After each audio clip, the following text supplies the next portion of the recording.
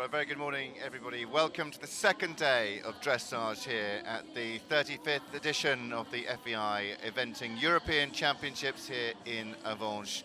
Day 2, slightly overclouded, but we are set fair for another great day of dressage. The very first edition of the FEI Eventing European Championships happened in 1953 in Badminton, at a time when eventing was very much still associated with the military, initially held every year. Since 1965, the European Championships have taken place every 2 years. It is a very special occasion, a very special event in some very unprecedented times. Due to COVID, the Eventing European Championships due to take place in Radapin, but here we are set to take place the 35th edition. Avanches here in Switzerland exudes unmistakable Swiss-French charm. Every year the amphitheatre of Avanches is the setting for an opera festival and an open-air rock festival, as well as the Avanches Tattoo, the only military tattoo in Western Switzerland. We started on Wednesday with the very first horse inspection, and 68 combinations come forward, 17 nations represented and 13 teams in the team competition. Germany, the defending champions, Ingrid Klimke, the individual defending champion. She's back with the 18-year-old SAP. Hail Bob to make it a hat-trick. Only 2 other riders have made that in history. The first of those, Ginny Elliott, and the second of those, Mikhail Jung. The teams represented 13 of them. The Netherlands, Jordi Wilken, Janneke Bunzeiger yesterday, Sanne de Jong and Merel Blom come forwards today. The Netherlands well represented here in Avanches. Belgium, Chris Vervaeke, Lara de Liede-Kakemeijer, Ducati Daville yesterday, very good dressage for them. Lara Loge and Karin Donkers, very experienced rider with her horse comes later on this afternoon. Ireland, Sam Watson, Cachel Daniels yesterday. Clare Abbott and Porrick McCarthy with Leonidas, the former Sir Mark Todd ride. The afternoon rider, the last of the team riders for Team Ireland. As we said, 13 riders represented Sweden. Malin Petersen, Christopher Forsberg. Malin Petersen, Sarah Augustin Oshtolt comes later as well. Italy. Well, the team from Italy sitting well in the table. They lie 4th on 59.8. Pietro Sandai, Evelina Bertoli, Stefano Brecciaroli, and Mattia Luciani with Leopold K, the last line rider. We start with individual riders today, and then we go on to the team riders. France, who currently sit in 2nd place behind Great Britain on 56.0. Maxime Livio with Appy de Libier, they are the last to go, last line rider for France. Great Britain, of course, out in front, but Germany sit very comfortably in 3rd.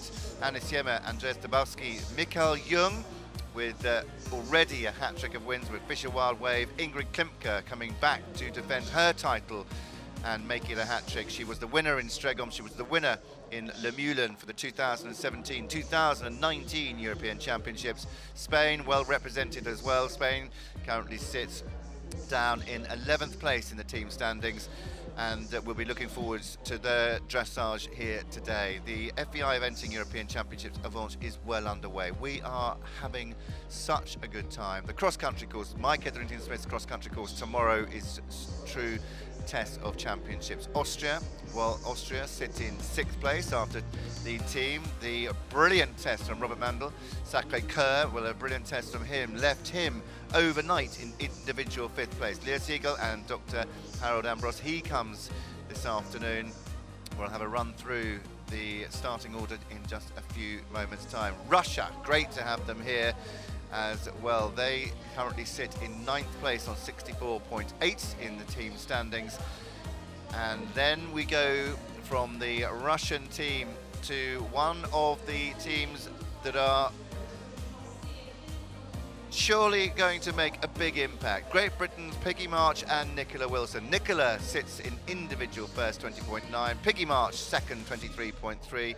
Kitty King comes later with Vonda de Baerts. And then the final rider, Ros Kanter. the Czech Republic, the very first time the Czech Republic have had a team at a European Championships, and my goodness me, we are so delighted to have them here. Only 3 riders, and 3 riders the scores will count. Remember, we're running under European Championship rules. It is 3 scores that count. There is a drop score. Switzerland, well, the home nation, Patrick Roeg, Dan, well, that was a tough test yesterday. Robin Godel and Felix Vogt, the 3rd and 4th line riders for the team. They will be out here this morning and this afternoon. The judges are in position. We are sat safely. It is the president of the ground jury, Andrew Benny from New Zealand, joined by Christian Steiner from Austria and Christian Landolt from Switzerland. It is a great, great day. And it's not just me that will be guiding you through. We'll introduce my co-commentator in just a second, but the results after 1 day of dressage, 2 riders. Great Britain at the head of the leaderboard, 44.2.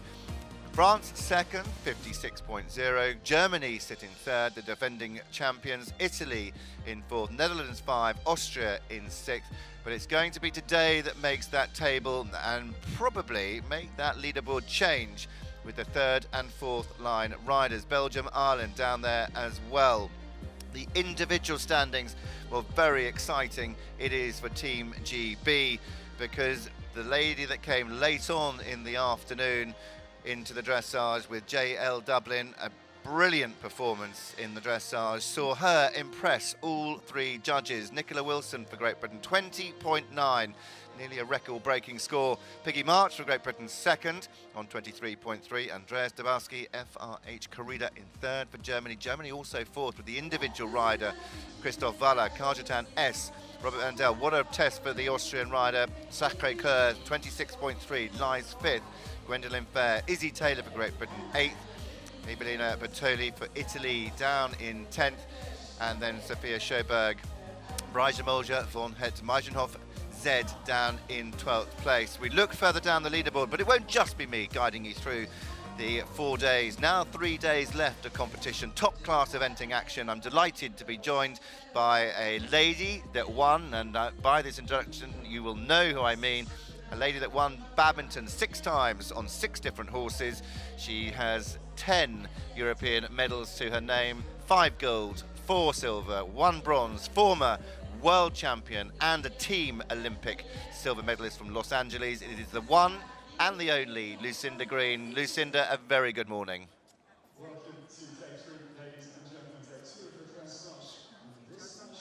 Able to remember some of those, Tally. It's a long time ago and I've had an incredibly lucky life, and I cannot tell you how excited I am to be here witnessing this European Championships. Yeah, very exciting. 68 of the European finest horses and riders have travelled into the Swiss countryside, with 17 countries represented, 13 teams. Dirk Schrader will get us underway with Casino 80 for Germany. Tintin van Rijckevorsel inside out the Langwater for Belgium. Hastrup, Constantin M. Sanne de Jong, Enjoy. Loge for Belgium. Absolute Allegro. Clare Abbott for Ireland. Julant. Malin Petersen, Charlie Brown, Stefano Brecciaroli with Bolivar, Gio Grano. Mikhail Jung, now let's not forget Fischer Wild Wave, gone brilliantly over the last couple of runs. Alberto Mostafaras, and then Lea Siegl with Van Helsing for Austria. Further down that leaderboard, it is the team riders, very important for them. Kitty King, Vondry Bartz for Great Britain, Robin Godel, Grandeur de Lully, and Paolo Torlonia, Bambino de la Latte for Italy, Sarah Bullamore, Merel Blom, Karin Donkers, Porrick McCarthy, Sarah Algerson, Ostolz. And then the last of those riders, Ros Cantor, All-Star B for Great Britain, Felix Vogt, and Cartania for Switzerland, the very last to go. We're about to get underway. The bell has gone. The first horse into the arena this morning will be for Germany. It is Dirk Schrader, individual rider for Germany. And Dirk coming forwards today with Casino 80, 43 years of age, 11-year-old Holsteiner, Casino 80. This is a stunning grey, not the best of Holtz down the centre line. He produces so many brilliant horses. And as we join his test, I can tell you that this 11-year-old gelding, they were second in the brilliant 4-star short class in Arville, and a horse that can do a very good dressage, sub 30, 24, 25. And we look forward to this. A very lovely way to start the morning. There'll be beautiful sun soon, but it's still grey, overcast, because we are quite some height up here in Avranches, and that was a very lovely halt. We've seen some quite sudden halts yesterday, and we haven't seen great rainbacks, and that's probably one of the best we've seen. And a lovely move back into trot.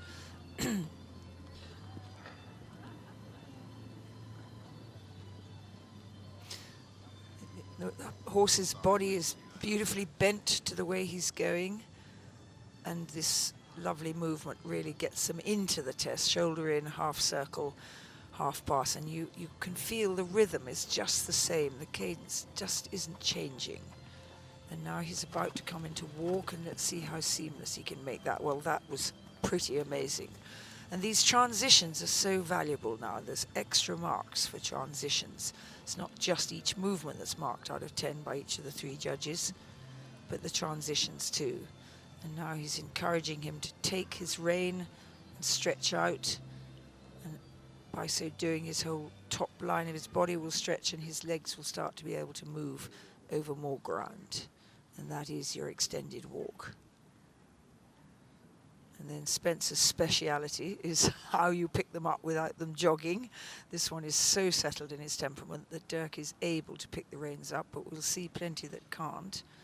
He's still not gone as short as he might, but he's a very obedient horse, because even though he asked him for the canter as he shortened the reins, the horse was just sitting waiting, saying, "What do you want?" But there he spooked just before the flying change, which made him late behind. Oh, you're good now. You are good. I have to tell you, those that weren't watching yesterday, that I had a lot of lessons from Spencer yesterday on how to spot the good and the bad.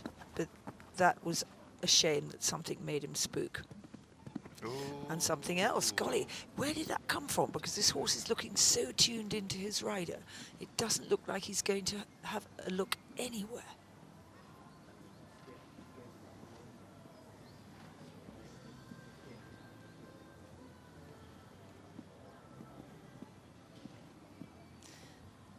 Run me through that very good flying change, but I'm sure you'll have something to say about it, No, I thought it Spencer. was, considering the tension that this horse is carrying, and you can see that when we had the extended canter back into the collected canter. I thought he rode that quite brilliantly. And watching him, I was just thinking, we know, having ridden so many different types of horses, that they can just, get into their brains. He's got back into this horse's head and got him back with him. Yeah, that's very well put, I think. Got back into his head. But what a lovely test. It's a shame that he had those 2 little tiny moments, which then... Yeah, look, you see. He's very on edge, isn't he? There you see what he had to deal with, and yet he looked so a part of Dirk. I'm very surprised. And this is why riders are just so brilliant. You watch Dirk, you watch him, the way he dealt with this horse's reactions, and the way that he even now, he's still really on his toes. Yeah. But he coped so brilliantly with it, and just said, look, okay, I know, and I know. Let's just deal with it. Let's just keep going. Let's move on. Just Yeah, that's fascinating, isn't it? That's what he was riding, because there's no clapping. Nope. There's nothing going on to upset him, but this horse is highly strung, like very many horses. But did he conceal it beautifully? Yeah, yes, amazing. he did. Well done, that rider, Dirk Schrader. 30.7 for Dirk Schrader and Casino 80, 1360, 144, 143 from our judges, and that gives him a position of 12th, 30.7.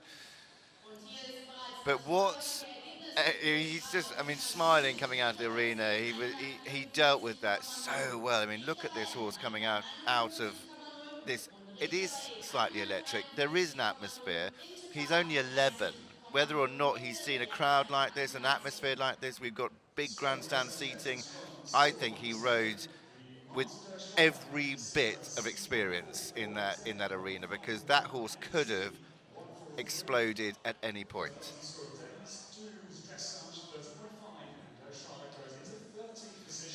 I love the way he just pops into canter, sits on his hind legs, springs up into canter, and then just has a little bit of a moment later on in his extended canter. So that rather wrecks that whole pace, which is quite expensive, that whole movement.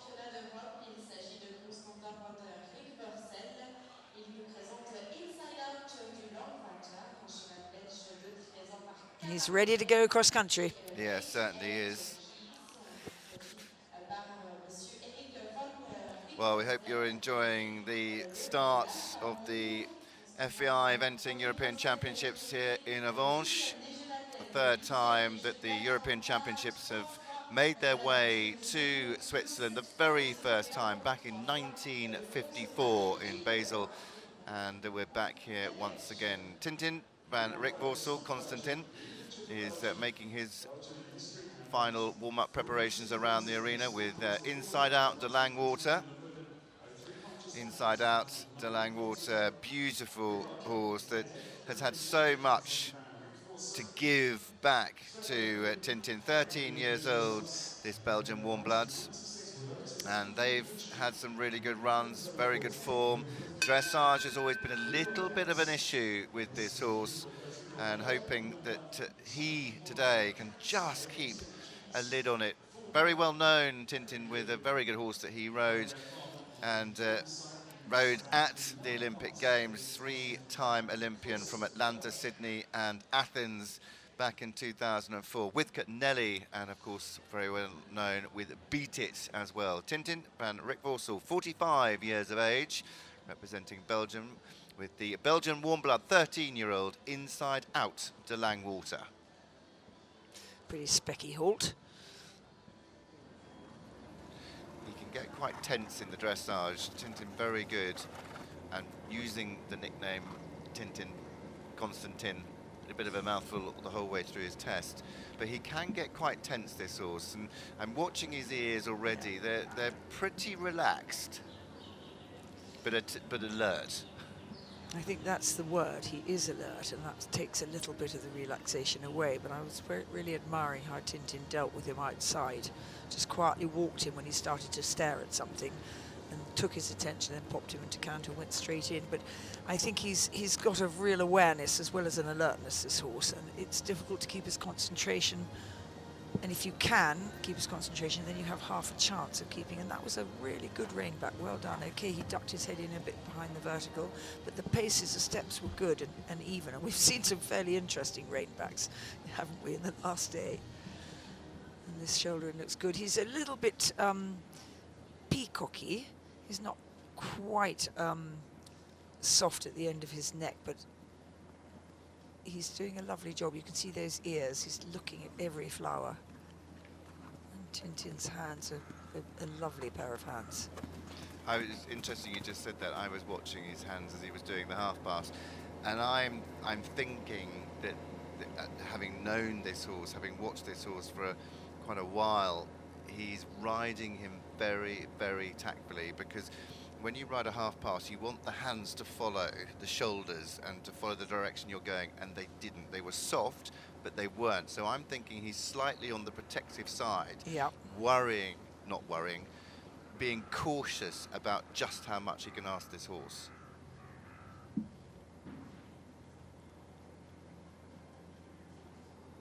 Nice pickup from the extended back into the collected. A very nice strike off. Yeah, well done. And very tactfully ridden by Tintin. Knew exactly what he could and couldn't do in the pickup of the reins after the extended walk. Just slightly ahead of him. He was on the, so when as a rider, when you're training a horse to this level, you're wanting to count, and you know whether it's 4 or 5 strides off of the turn to the centre line to get the change, and the horses you train to wait for you, and he was just slightly ahead. The horse was. Yeah. Lovely extended canter. Really sat down and allowed himself out. Difficult again. His head carriage is difficult, because when he comes back, he sort of gets a bit scrunched up. But It's a little bit how Just- God's made him. We're just looking at now. So 1, 2, 3, 4, change, and he was late behind. was, but yes. you see how the Yeah. counting helps the Yeah. horses, because it, Yeah. it settles them into a canter rhythm too.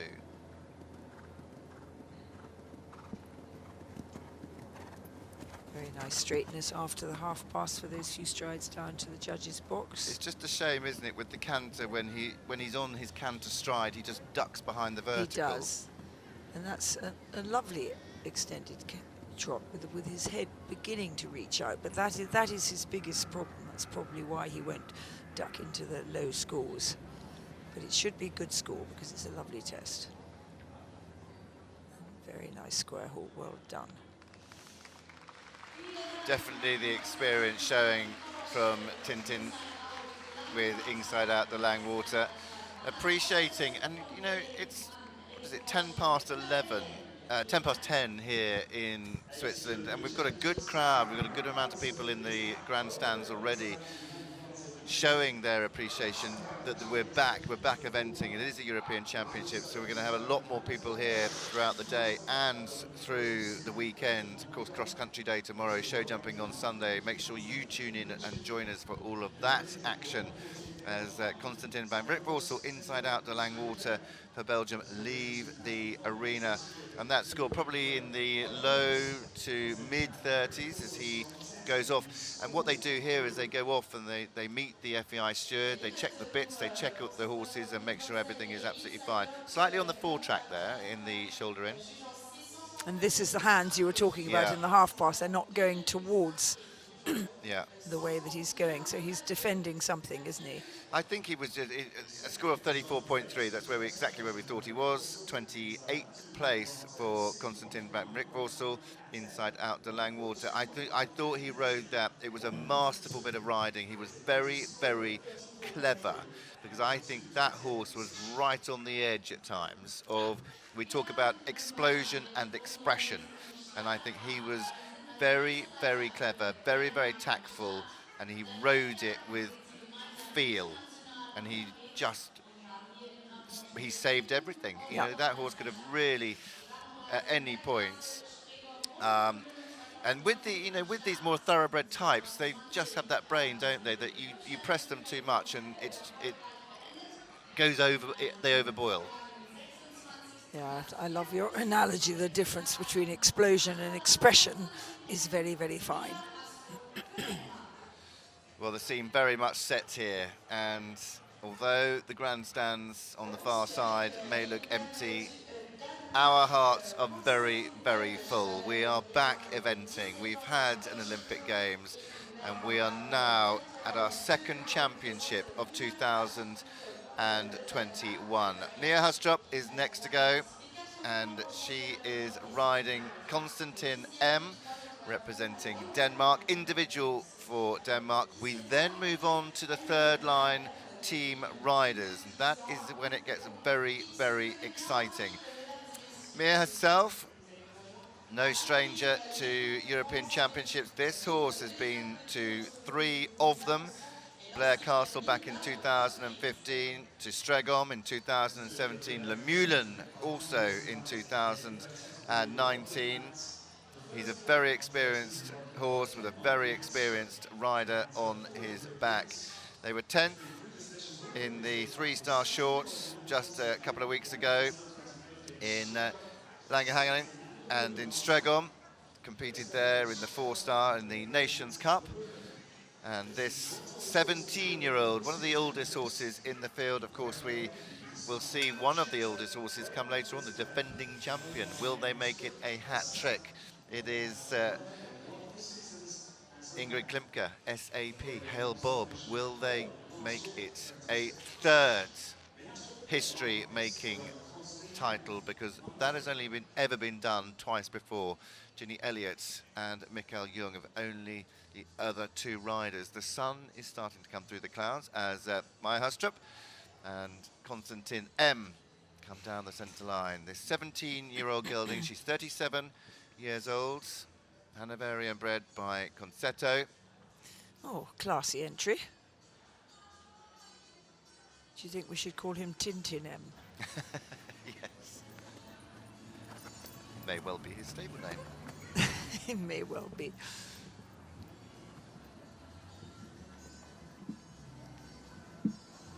This is not a small horse. Mia has allowed her legs to be as long as they possibly can. She's riding in a very long stirrup, which is sometimes quite difficult to keep the weight in the heel, but everybody unto their own. You know, everybody's hinged together differently, and you find the position that suits you.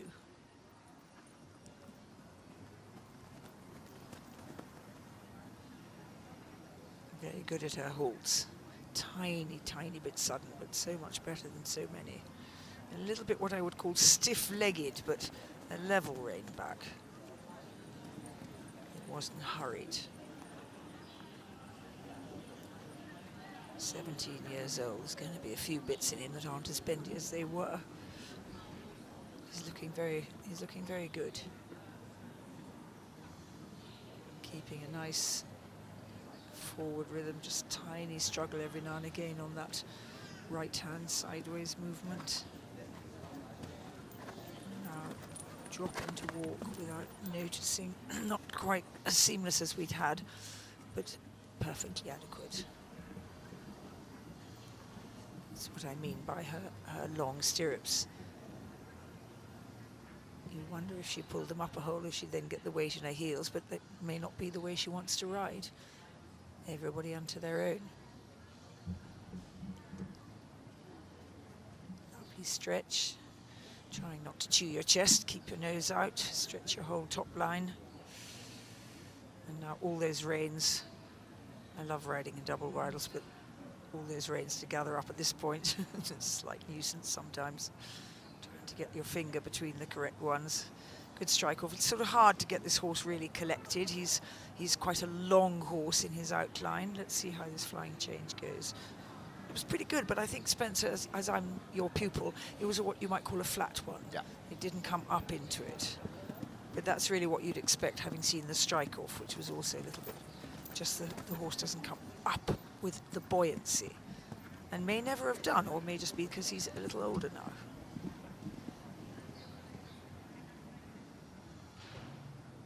Nice extension, nice coming back.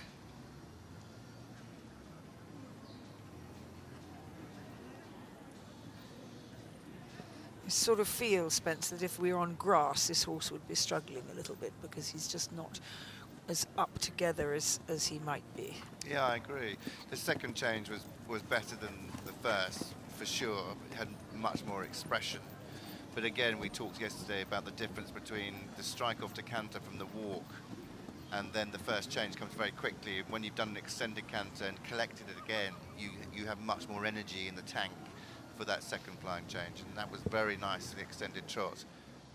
You'd just like to see him possibly have a little bit more connection and just travel up to the bridle a little bit more for the better and higher marks. I'll tell you what, he's a star halter. 3 amazingly lovely halts. Well done. Pick up some good marks for those halts. Yeah, definitely. He's a lovely horse to watch and a lovely horse to commentate on, and she's a great rider. I agree totally with you on if she just hoiked her stirrups up one hole, would she be able to ride the horse in a totally different way? And he may not accept it. No, he might not, exactly. But it does make quite a big difference to the way that you sit in the saddle and the way that you're able to create the energy to ride them forwards. Influence, really, isn't it? Absolutely. And you find the best position to influence your horse. But a very nice test, and the final, well, not the final, it is the final rider before we start the third rotation of team riders. This is when it gets very exciting, and we're very excited because the teams at the standing at the moment, it is very interesting. 32.4 for Maya Hastrup and Konstantin M. 143, 143, 140. Very close. The judging couldn't have been closer from our 3 judges. Christian Landau at E, Andrew Benny, the president, at C, and Christian Steiner for Austria at M. A really good performance, a really nice test. And just here, I'm going to be really picky here and just say, look, we're at a European Championship. You can't make mistakes. You have to ride those movements from marker to marker. That's what makes the difference between a 20.9 and a 32.4. And I know that sounds harsh, and I know it sounds very critical, but this is where the likes of Nicola Wilson, who leads on 20.9, the likes of Ingrid Klimke, the likes of Mikhail Jung, they make up those marks. They might not be the biggest moving horses, but there is the example of accurate riding, test riding, and picking up every single possible mark. And what started you off on that very accurate assessment was that her shoulder in was away from the boards. From the track, yeah. And it's these little things that they all build the big picture of the early 20s score that everybody is striving for. But sometimes the positioning of your horse is really difficult for various reasons of things that are going on underneath you. Totally. And when you come off the corner, when you come off the short side onto that shoulder in, you might not be in exactly the right position that you thought you were. Yes. It's just learning where you should be, learning to ride, arena riding, and test riding, and picking up every single valuable mark. Well, the next to go, and we're into the third line riders now. It is Sanne de Jong. Sanne riding Enjoy, this former European. She's been to many European championships, and she's been a very consistent rider. Enjoy is a fabulous horse. He himself, he's only 8 years old. Been keeping a very close eye on him. 27 years old, Sanne, and he, having watched him, Dutch bred by Catano, he has been producing, I would say, some very good performances in the dressage. Watched him in Germany in the 3-star, and he scored just over 31, and he's a horse that we'll watch him, but if you watch him, he's a great thinker. I love watching this horse's eye. I caught it in Germany when I was watching on the live stream, and he's a really, really good horse. It's interesting how much more bend through his ribs he has at 8 than the older boy at 17, the grey horse we've just seen. And actually a super transition into halt. He really sat down and picked up his hind legs and popped them down without any sharpness, no staccato-ness, but it was very accurate. Lovely rein back, very much in diagonal pairs. In fact, got a 9 for his halt. That was a very good halt. 8s for his rein back. Just leaning a little bit, just head going on the edge there, and little things like that. Get just a mark off what is otherwise proving to be a lovely half-pass right. That head must remain not behind the vertical, but it mustn't go left or right of the vertical line either. I'm just gonna lean in.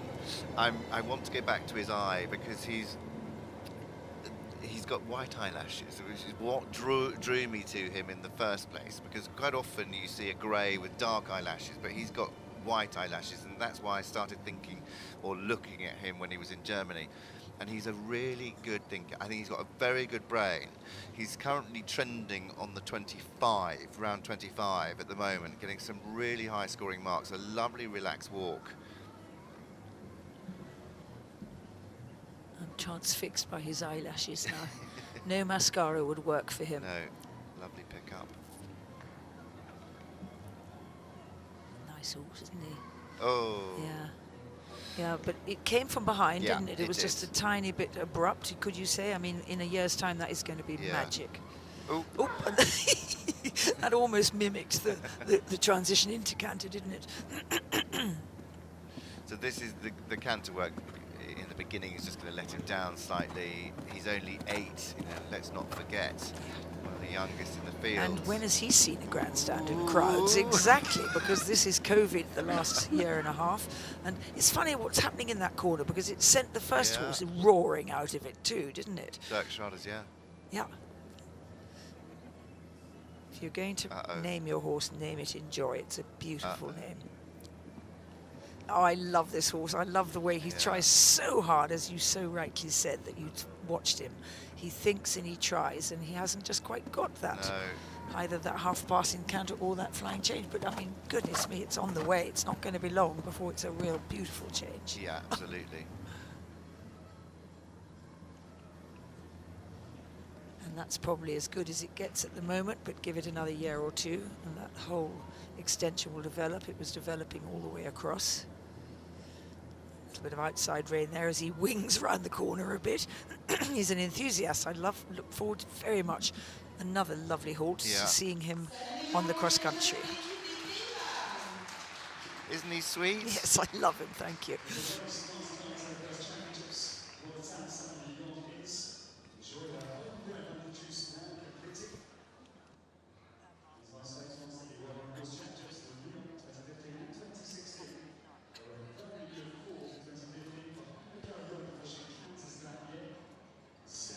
Well, a lovely test there from Sanne de Jong. And I love this horse. I'm going to put, I do this quite often. I'm putting an asterisk next to his name and going to keep an eye on him. Make sure you do too. 8 years old, enjoy. Give him another 12 months and we're going to see a lot more in the dressage. 32.1, 23rd. Not a bad score for an 8-year-old. 149, 139, 140. And he goes into 23rd place. Sanne de Jong, the first team rider we see for the Netherlands.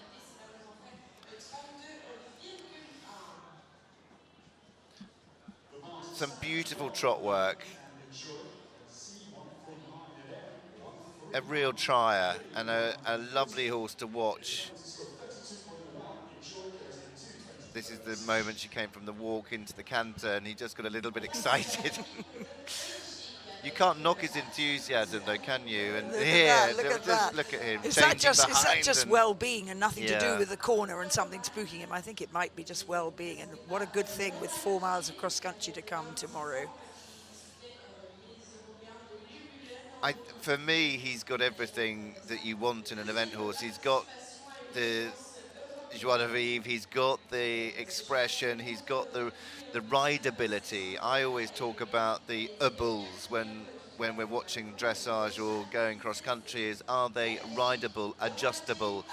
And he looks like he is going to be very much one of those horses that when he's much more in tune with the rider and not so excited, then he's going to be a fabulous horse to watch and a fabulous horse to train, because even that last, as you were saying, that last extended trot, he was growing in confidence. It got bigger as he went on, and he's a very lovely, exciting horse at 8 to look forwards to. Well, the weather here is slightly overcast at the moment, but the sun came out yesterday, slightly cloudy, 14 degrees with a very, very light wind. Perfect conditions for the horses in the dressage. But as we look from your TV screen from left to right, we're looking straight ahead, and we can just see, Lucinda, the sun poking through the clouds over the mountains, and it's going to be another warm day. It got to about 26 degrees yesterday as we were walking the course. We're going to go out there again this afternoon and make sure you're tuning in for the cross-country action tomorrow, because it's going to be, we can tell you, a proper championship test. It's very exciting out there on the cross-country. Well, the second of the third line team riders now into the arena. Third rider for Belgium, it is Laura Loge. Laura coming forward with Absolute Allegro. And Laura in her second European Championship. She rode this horse in Le Moulin, Absolute Allegro. She rode this horse also in Aradapat, which should have been the host of the European Championships, but due to COVID restrictions and to all of the things that happened, they had to pull the plug, and luckily, and we're so grateful that Avanche stepped in, and these European Championships were the 35th edition are hosting this amazing competition. Well, I'm looking at the clock. 9 seconds to get in. 8, 7, 6, 5, Goodness, she's gonna 4, not do it. 3, 2, 1, 0. Now, the clock has gone red. Have they noticed that? Because it could be -2 from each of the judges because she was over the time from the moment that the bell rang. That'll be very interesting. Laura Loge with a 13-year-old Holsteiner by Quintero, Absolute Allegro. This mare, another mare, coming down the centre line.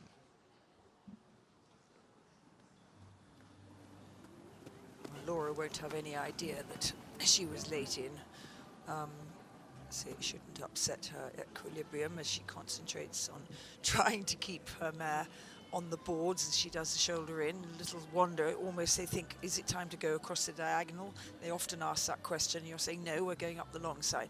A lot of tests used to start with a turn at C and straight across the diagonal. And I think a lot of tests still do that. So I think she was questioning that as she did a nice half pass back. Let's see how the halt is. And soft enough. Wrong way. So that's just, you just say to your horse, no, wrong answer. This is what I wanted.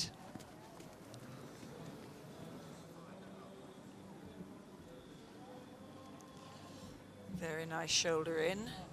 Keeping, looks well on the boards this time. There's usually one way that a horse is a little easier than another.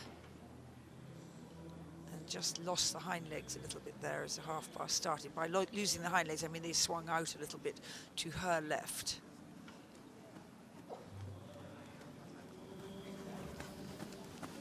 Well, that's just confirmed, Lucinda, sorry. That is just confirmed that it is -2 from each judge because she exceeded the 45 seconds before she went down the centre line.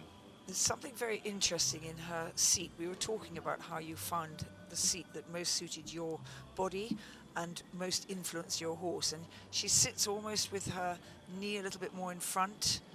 And it's just interesting. I can't quite describe what I'm seeing, but I'm seeing something very different to what we have been seeing with the other girl riders. Just that little bit, especially in walk and trot, not so much in canter. That little bit almost sitting in behind. Excellent for cross country. Very lovely strike off there, well done.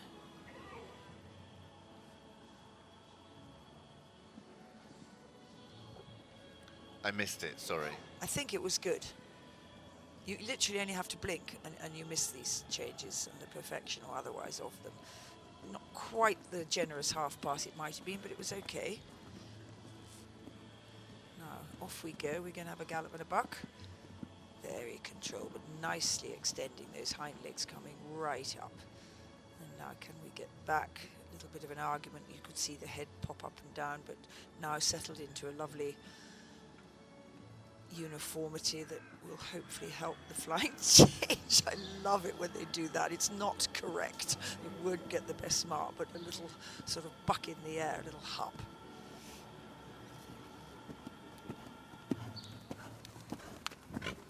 Some horses will do that as they're learning the game, and they'll do it sometimes on one leg and not on another. And you just have to grin and bear it and deal with it, and eventually it comes down to earth. Cool. Very smart, hey? Mm. Yeah, very good trot, very good ground cover. Flashed the judges with that last extended trot. And not quite as perfect a halt as she did at the beginning, but pretty good. Well, Absolute Allegro and Laura Loge for Belgium. It's interesting watching. I took notes as she came into the arena before she went in to do a test, the way she was sitting, and it's very interesting watching her when she was riding her flying changes, the position that she put herself into, and the way that she used her leg and her body. Very much taught when I was with a pro. We won't mention any names. Why just not? in case they get into trouble. But we were taught very much that your seat bones were very influential in what was happening underneath you. So if you rode, let's just say a shoulder in, as we're seeing here, a shoulder in, to the left, that the right seat bone was very much in the saddle and the left seat bone was slightly lifted. So you allowed the horse to cross underneath you, allowed the horse to move.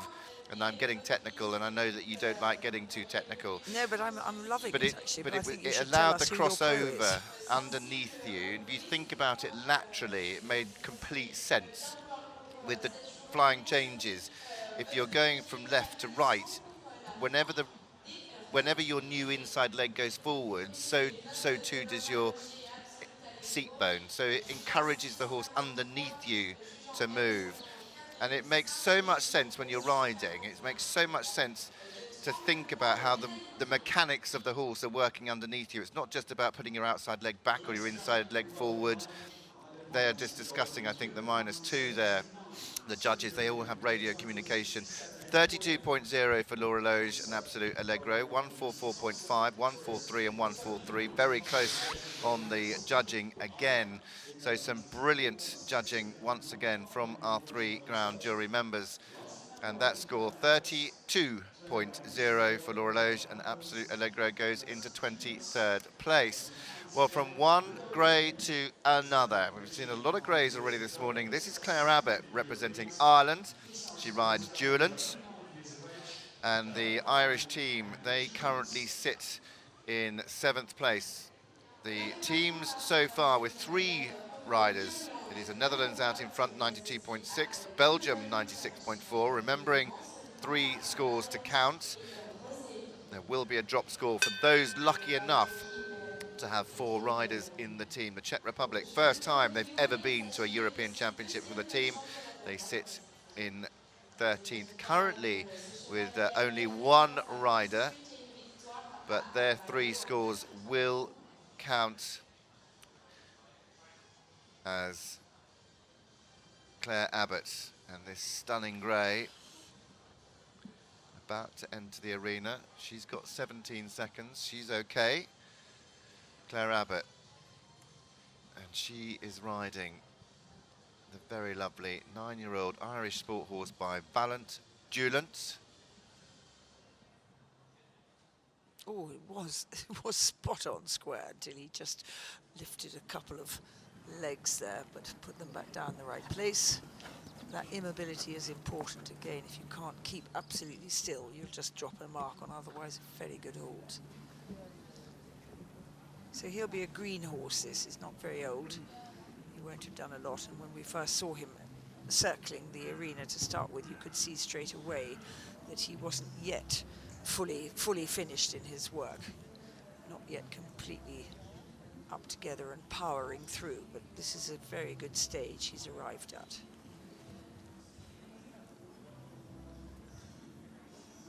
Just keep those legs still, because you do such good horse, but he's sort of sure that he should do something else. Yeah, it was, wasn't he? One of the difficult things about teaching a little bit hurried there, teaching a horse to hold well, is that if you do interfere with his legs by giving him a little kick and saying, hey, square up, then they start expecting you to do it, and then they can't quite hold the horse. So it's a difficult thing, and I'm wondering, Spencer, if you have any ideas how you get a horse to be square without getting them jiggling in it.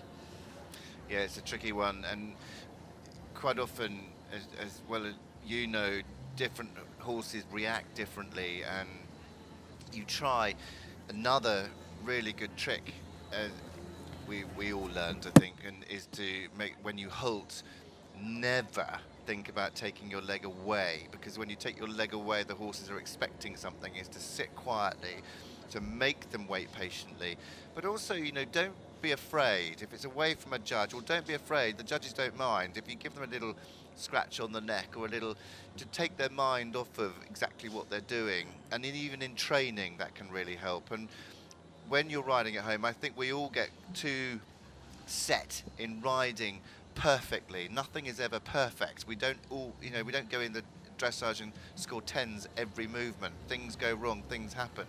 But in your training at home, try different things. Do a little scratch, give them a little pat. The judges don't mind giving the horse a little pat through the test. If you watch the Grand Prix riders, the likes of Isabel Wert, Charlotte de Jardin, Carl Hester, any of those, Jessica von Breda-Wendel with Delera, they all pat during their test, giving them confidence. And that's a nice thing to do, just to give the horses back their confidence. I went on, sorry.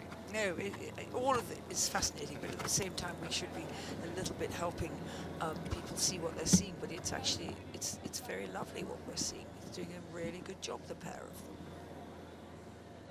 Nice coming back.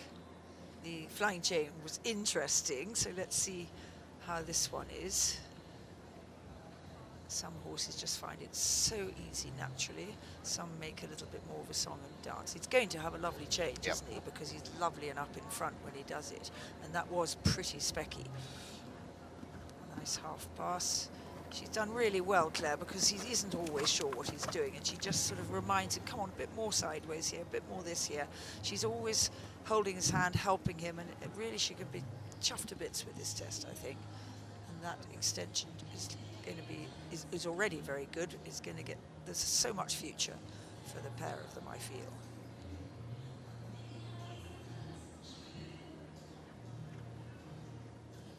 Very nice, Horton. Just keep those legs still and you will be perfect. Good boy. Well, some very happy owners I know with Catherine Abbott, Barbara Allen, Lisa Rosbotham. Very, very proud owners, long-standing owners as well of Claire's, and a super test.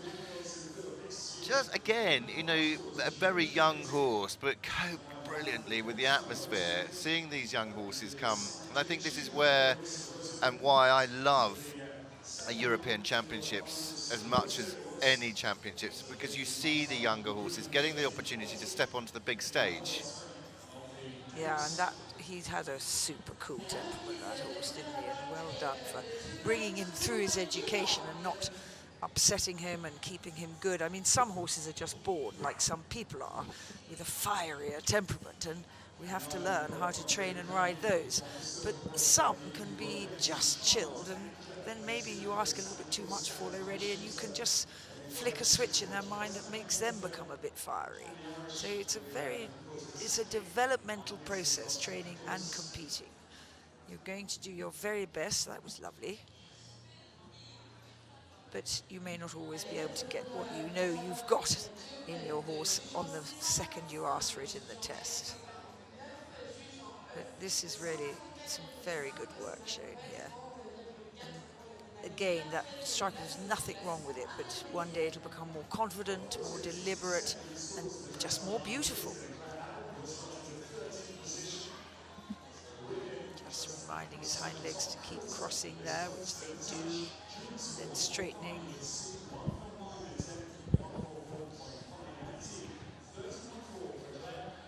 Well, score 30.4 for Clare Abbott, and Durland goes into 13th place, just outside the top 10, but a very, very good score for Team Ireland, and that puts them into second place as far as we go, with only 3 teams that have completed with 3 riders. 95.6 they go on to.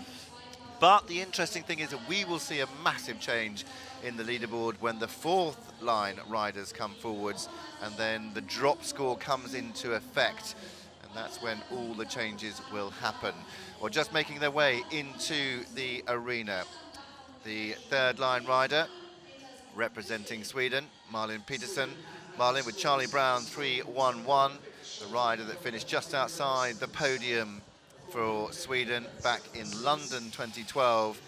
A very experienced rider. She's ridden a number of world championships for young horses. This horse is a super horse, and she's now at her 4th European Championships, having ridden at Fontainebleau back in 2009. 2009, when we saw Tina Cook take her European Championship title with her fabulous horse, and it was a great European Championships in Fontainebleau. And then Lemulin 2011, back in Malmo, Sweden in 2013. She rides Charlie Brown. Thank you. I mentioned Fontainebleau, I mentioned Tina Cook, minus Frolic, the horse that she won in Fontainebleau. But this is Malin Petersen. Malin with Charlie Brown, 3-1-1. 11-year-old gelding, 2nd in Arville back a few weeks ago, a month ago. Very good score for them. And this is a horse having commentated on this horse, this Holsteiner, back in Arville, capable of a very good test.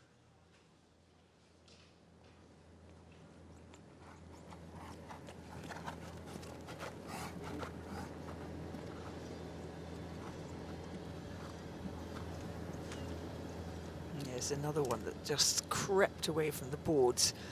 She looked like she'd settled him into a really good shoulder in, and then he just left, and quite honestly, not many judges are going to be able to see that because there isn't one on that long side. Nice crossing over, maybe not as much bend through the body as there could be. 11-year-old Charlie Brown is getting to the peak of his career. A good halt, very, very static. And I'm trying to look for these diagonal pairs, but I'm getting confused. But I thought the momentum of it was very good. Wasn't rushed.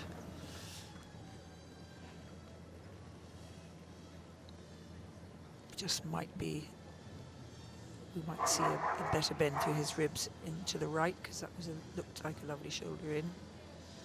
And looks like a lovely bend through his body there too.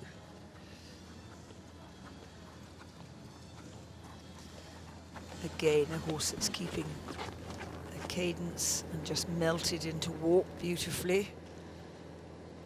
Kept his rhythm all the way through all those sideways movements. And now stretch your body out. Tail beautifully plaited. A lot of continental riders don't pull horses' tails, which is the fashion, has been for a long time in England.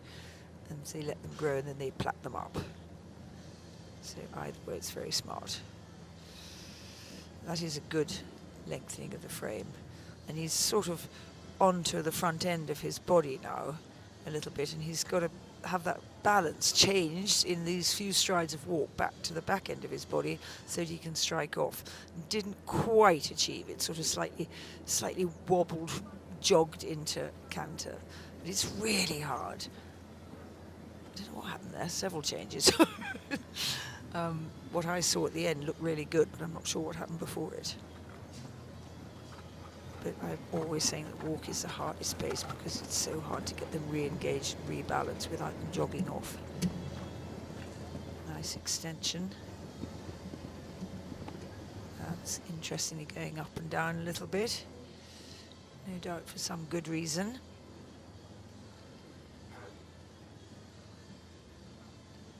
They say you should sit still on a horse. And that was perfect.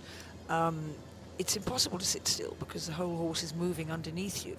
So you have to think of another way of helping people. And she's sitting beautifully and really in rhythm with her horse.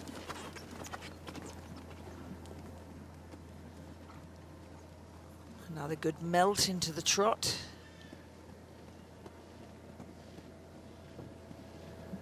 And possibly there's more there to come, but that was as much as either she was prepared to ask or he was prepared to give. Very accurate. Very nearly a superb halt too, just sort of sunk one hind leg under a little too quickly. But that's really nitpicking because it ended up as a beautiful halt. Great test there from Malin Petersen and Charlie Brown.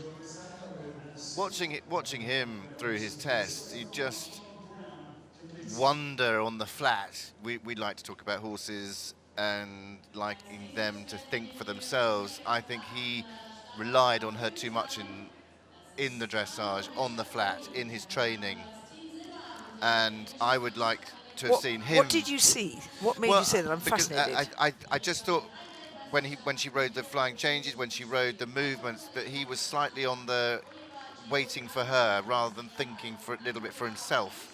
But at least he didn't anticipate. No, but there's a fine line, isn't it? You know, between everything, there is that fine line, and I just thought he looked a little bit waiting, cautious in his. So how interesting will that be, Spencer, to watch him put a little cross by him, absolutely, to see how he thinks for himself across country, or whether he waits and relies on her, and that is another very fine line. That more of that tomorrow. 28.9 goes into 9th place for Malin Petersen and Charlie Brown. Means that Sweden go up into 2nd place now with that very good score. He's a super horse. He's very smart. He's very tidy. I would just like him to have had a little bit more about him in the arena. I thought she rode a little bit, yes, I thought she rode a little bit safe at times. And he didn't look like he was about to explode, did he? No, and I know that when you're riding in a team situation, you don't ever ride the horses as well as you might do if you were in an individual situation. It's interesting when we're watching Nations Cup dressage or Nations Cup competitions and they ride in the team, then they go into the special, if it's Grand Prix dressage, or into the freestyle, then you're riding for yourself and you're actually able to take the handbrake off. The same cross country, you know, you've got to take those safe routes or be the first round to bring back the information. And when you're in the dressage, do I go for it? Go safe. We need the team competition. We need you to ride a safe round in the dressage as well. It is almost cross country in the white boards. We talk about clear rounds in the dressage. It's the same. You've got to be safe. You've got to think of your teammates. Do I press a little bit more and risk it for a biscuit? No. I've got to be, you know, depending on the horse, I suppose. And Charlie Brown did a really good test, but I think there's more to come. There's me. I do go on. Sorry. Next to go, representing Italy, Stefano Brecciaroli with Bullamore Giagrano. And the third team rider for Italy. They currently sit in 8th place on 59.8. A very experienced rider, and this is a lovely horse. Retired cross-country last time out, and he was the frustrating reserve rider in Tokyo. And I have to say, I'm not sure I totally agree, and I'm going to put my neck on the line, totally agree with the system that worked, because it was very, these horses, it costs a fortune to fly them out for them just not to compete, and I think it's very hard on the horses, very hard on the riders. It would have been lovely to have seen them not only compete, get the experience as well. He is a former 4-time Olympian from Athens, Hong Kong, London and Rio. And this is a super horse in Bullamore Giagrano. He's 47 years young. And this is a 10-year-old Anglo-Arab. The second, I think, if my memory serves right, second stallion that we've seen in the field so far. So what do they say? You tell a gelding, you ask a mare. What do you do to a stallion? You suggest. Yes, I thought it was fairly tactful. But it was just interesting watching him soften his hands right up before he came in. And the horse almost went in behind the bit when he did that. So let's see. Yes, you can see there. He's just saying, oi, get your head up. Sometimes they're almost too willing to have that outline, the on-the-bit outline, and they're not actually up to the contact, which makes it more hard to produce the work that you want. And they actually sat beautifully down into halt there, and the front end did come up and produced a lovely on your hind legs halt. And diagonal pairs or not, because I still aren't seeing it, it was a nice cadenced rein back. It's very interesting. Today we had some very dodgy rein backs yesterday and some quite interesting sort of handbrake halts. And so far today, the horses are more settled. And you just saw a tiny miss of the beat as he went from the circle to the half pass, and that just will take a half mark off. Everything must flow and be smooth, like this transition to walk. And that was lovely. Ducks his jolly head inside the vertical all too often, though, the stallion. It's not easy to keep him out to the bit, out to the bridle. So now he'll ask for extended walk. How much does he dare ask? You've got a very fit horse under you, ready to go 4 miles tomorrow and 32 fences. Cracking cross-country course awaits these horses. And it's difficult to say, relax and walk easy. I like to use a great, I think it's great, expression, carrot and stick. So the bit being the carrot and the rein being the stick. And push them out. Pushing the rein, pushing the stick to the carrot, So and saying, take it, grab it. I love that.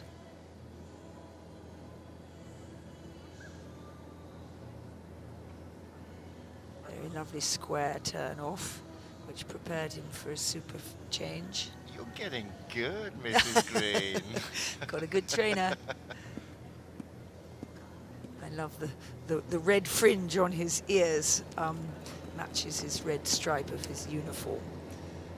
Very colour coordinated as Well, he it's moves interesting. up into extension. Interesting that we'll go into that. Let's just watch the end of his test. Yeah. I'll talk to you about the Italians in a Yes, second. no, do. Yeah.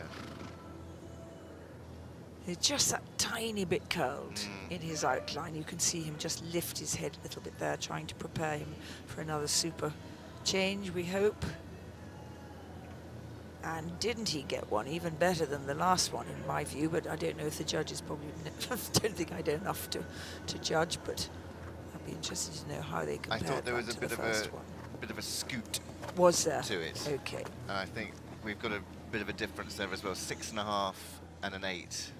Okay, so some liked it Yeah. as much as I did, and here comes the extended shot. And that's lovely, the way his head and neck is working now in that. That's really, really good.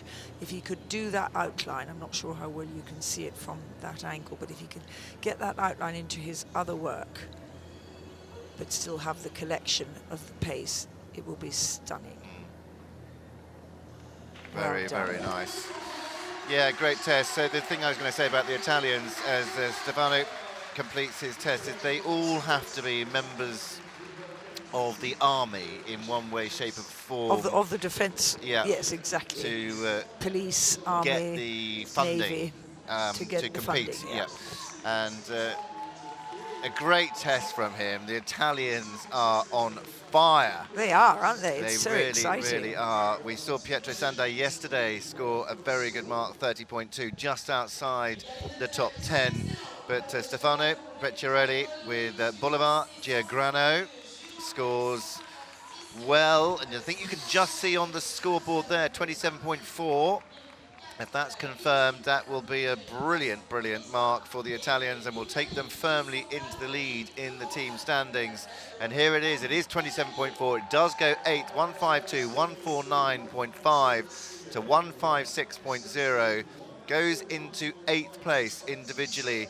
No one yet has come in to match the test that we saw yesterday of Great Britain's Nicola Wilson, JL Dublin, 20.9. But don't think that she's going to go into the cross country in the lead. There are still some very, very good horses still to come, but a really good performance from this stallion.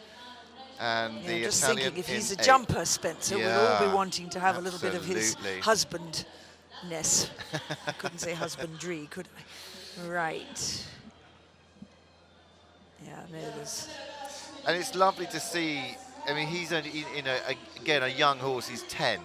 There's lots to come, and Yeah. it's already coming. It's beautiful. Love this. This is a beautiful view of seeing him charging down the long side towards us in extended canter. And again, from this view, it looks like maybe the hind legs don't cross quite enough, but now the straightness and the salute. I'm thrilled to bits. Another rider riding very long, but it works pretty well. It certainly does. Well, we seem to have had a plethora of greys this morning, and we have another. And this is the turn of the French rider, Stanislas de Zuchowicz, riding Covades de Préval.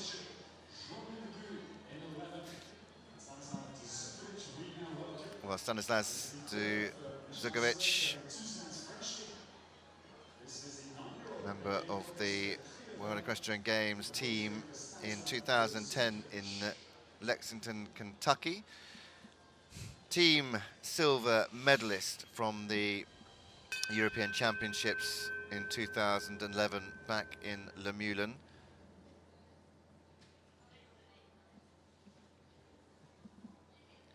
A 9-year-old grey, and the French team currently on 56.0 in 7th place. Stanislas de Zuchowicz, Covades de Préval pour le France. Big horse, isn't he? 46 years of age, Stanislas de Zuchowicz. Cavaliers de Trieval, Self Français by l'Arc de Triomphe. Another young horse, 9 years old. Nice bend, inside leg, the left leg of Stanislas, trying to keep him on the boards and bending around it. It's very interesting watching his position on the horse. It's the exact opposite to Mia Hastrup, the Danish girl, who was sitting way back. He's almost sitting, not to put too much of an anatomical emphasis on it, on his crutch. He's almost sitting on the front of his backside until he gets to the halt, and then he switches to the back. But just watch the profile. This is looking a lovely halt and a very nice, very relaxed rein back. Well done.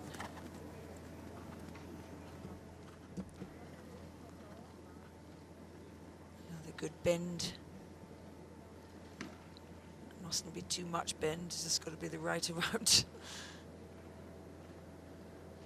And then the whole rib cage as well as the neck and head should bend here, and the rib cage isn't really bending, the legs are crossing, and he's a little bit stiffer maybe that way.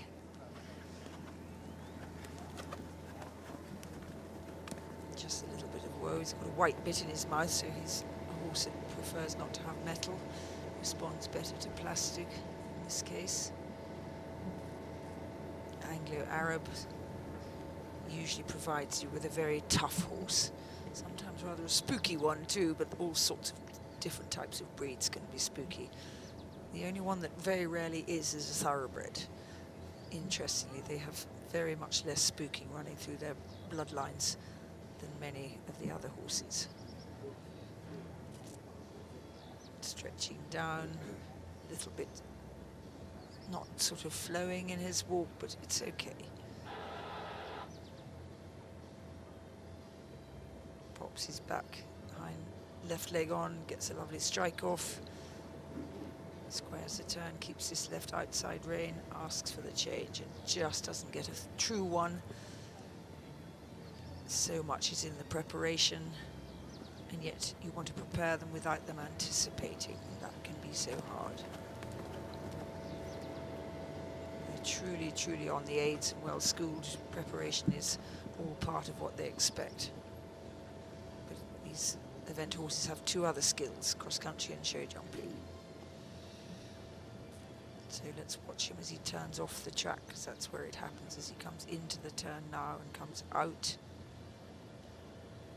That looks as if it's going, yeah, it looks as if it's going to be really light. I think he did it to stride after he was asked, but it ended up, I thought, being a very good change.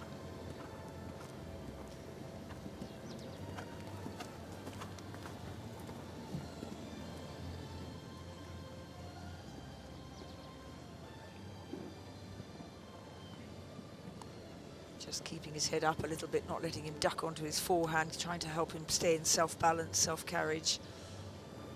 Had to do quite a bit about it, but you can see him there on that little bit on the front of his body. The rider, Stanislas. And a good, well done. Well, Stanislas de Zuchowicz and Cavaliers de Trieval completing his test. I liked him. I thought, personally, that the changes let him down a little bit. I thought they were a little bit up and down. And I thought a little bit of his work was up and down. You used the word stiff-legged. I thought some of his work was before, not with this horse, but I thought some of his work was a little bit straight-legged. I thought he could have a little bit more bend in his... The word bored did come into my mind, yeah. but I was sort of, yeah. There's a lot of good in there. A lot of good. So I just felt... But we've got to be critical, see what we see, say what we see. And it's interesting. I mean, gosh, I'm just so glad I'm not having to ride. Because if I was being like this about myself, I'd be in tears. But it's such a good job. 30.8. Yeah, 144.5, 149 and 142.5. There's a lovely horse, but there's no point in sitting here saying, well, that was lovely, that was lovely, that was lovely. We've got to say what we see. And you know, he's a super horse, but big, and as he came down the centre line, the first centre line, you thought, impressive. He's got a lot to like. Yeah, this is lovely. Yeah, it bends his super. body really much better this way, I think. We may get to see one of those flying changes and just go to see exactly what we were seeing. But a lovely flow in his trot work, a beautiful walk. He's got so much ground cover. Look how much ground cover he takes. And that was just in the collected walk. That's not even in the extended walk, as he turns for that extended walk. Great in his transitions. There's a lot to like. 30.8 is not far off the mark. But in the canter work, I just thought he lacked a little bit of connection. Well, you saw it in the transition. Yeah. How can you get an extended walk into a good canter transition? But his hind legs were out behind him. And that's how a little bit it remained. But heavens, there's time to go. He's not an old horse. 100%. He's got a great, what I would call, I hope I don't get slammed down for this, a great old-fashioned head on him. Yes, exactly. No, Wise we're head. not being racist here, or ageist. A wise head. Yeah, a lovely wise head. Well, it's going to get exciting now, because here is a horse that I think an awful lot of, and I know he does too. It is Mikhail Jung. He is the former 3-time winner of European Championships. He is one of the, if not the best riders we've ever seen. Been Olympic champion, world champion. He's held all 3 titles in one go as well. World champion, European champion, Olympic champion. And he's riding today Fischer Wild Wave. He was the Olympic title holder back in 2012 in London, repeated that in Rio de Janeiro 4 years later in 2016. He is team gold medalist from London, team silver medalist from Rio. He has been a world champion. That was in Kentucky back in 2010. 2014, he was a silver medalist. He's been former European champion with Fischer Takanu. That was at Blair Castle in the United Kingdom. In Malmo with Halunka, with La Bista Texam, the wonderful La Bista Texam back in Le Moulin 2011. One of the very best in the world. Fischer Wild Wave. This is a stunning horse, and a horse that has been quite brilliant. He had a fall on this horse in Arville at the coffin, can we call it a coffin? Rail, ditch, rail, whatever it is. He had a fall on that horse, hit the rail very hard, 9 years old, and I'm very much looking forward to this. A quick question about this horse. Yep. Has he done a lot of long formats? In his career, long format, 4 stars 2. Yeah, 4-star long. Yeah, 4-star longs 2. So Pratoni, okay. Pratoni back in 2020, yeah. and also the 4-star long in no 5-star. He did Le Moulin. He finished 5th in Le Moulin 5-star. Okay. As a 9-year-old. Yes. Because he's just a slightly more solid horse than I was expecting. Sometimes that means that they haven't just got so much stamina to keep going at the end of a long format, but I can't imagine Michael would have got him this far if there was any problems there. Very lovely rein back. Got a wonderful swing, hasn't he, in his trot? Everything's soft and flowing, and Michael's such an artist. Just sits there as if anybody could do it. Don't we know they can't? Never my favourite phase. I find it very difficult. Michael finds all 3 phases extraordinarily easy, but he works very hard and has 3 sets of horses at home: dressage horses, show jumpers and eventers. Lovely transition to walk. At the moment, this is very hard to mark down. I feel this walk is going to be a cracker too. There's the nose coming out in front of the vertical as he asks him to extend. Just let that whole body do a sort of yoga stretch out. So often they'll just duck their head into their chest when you're trying to get them, and that's where you discussed the carrot and stick. My early training was the reins are rods from W. Musela in Germany, and I never did understand what he meant by that, but I'll never forget that phrase because I didn't understand it, and I'm beginning to now.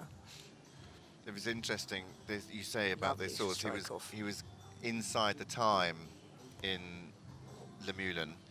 That is fantastic. It so was a lovely Oh, change. that's what I mean about a horse that can do changes. He just didn't even notice them. It hasn't been Mikhail's year, because he would have won Le Moulin by 0.1, but he had 11 for a pin. Not another one. And he would have Poor won man. gold in Well, he might Tokyo. not have done because he had a fence down, but I'm sure he wouldn't have had the fence down if he If it hadn't hadn't been in gold medal position. hadn't have Yes, had that corner such is his fence, genius. there's another pin. Yeah, no, so it's been a bit of a pin yeah. down, yeah, Yeah. not pin up, yeah, exactly. But this is such a joy to watch, and such a... 3, 4, change. I mean, they are so confident. That's what I love about them. They're so confident. But I And love the counting, because he does, and I know he Yeah, does, because he rides Grand Prix Dressage as well, you know, to watch him ride off the side of the arena. 1, 2, 3, 4, change.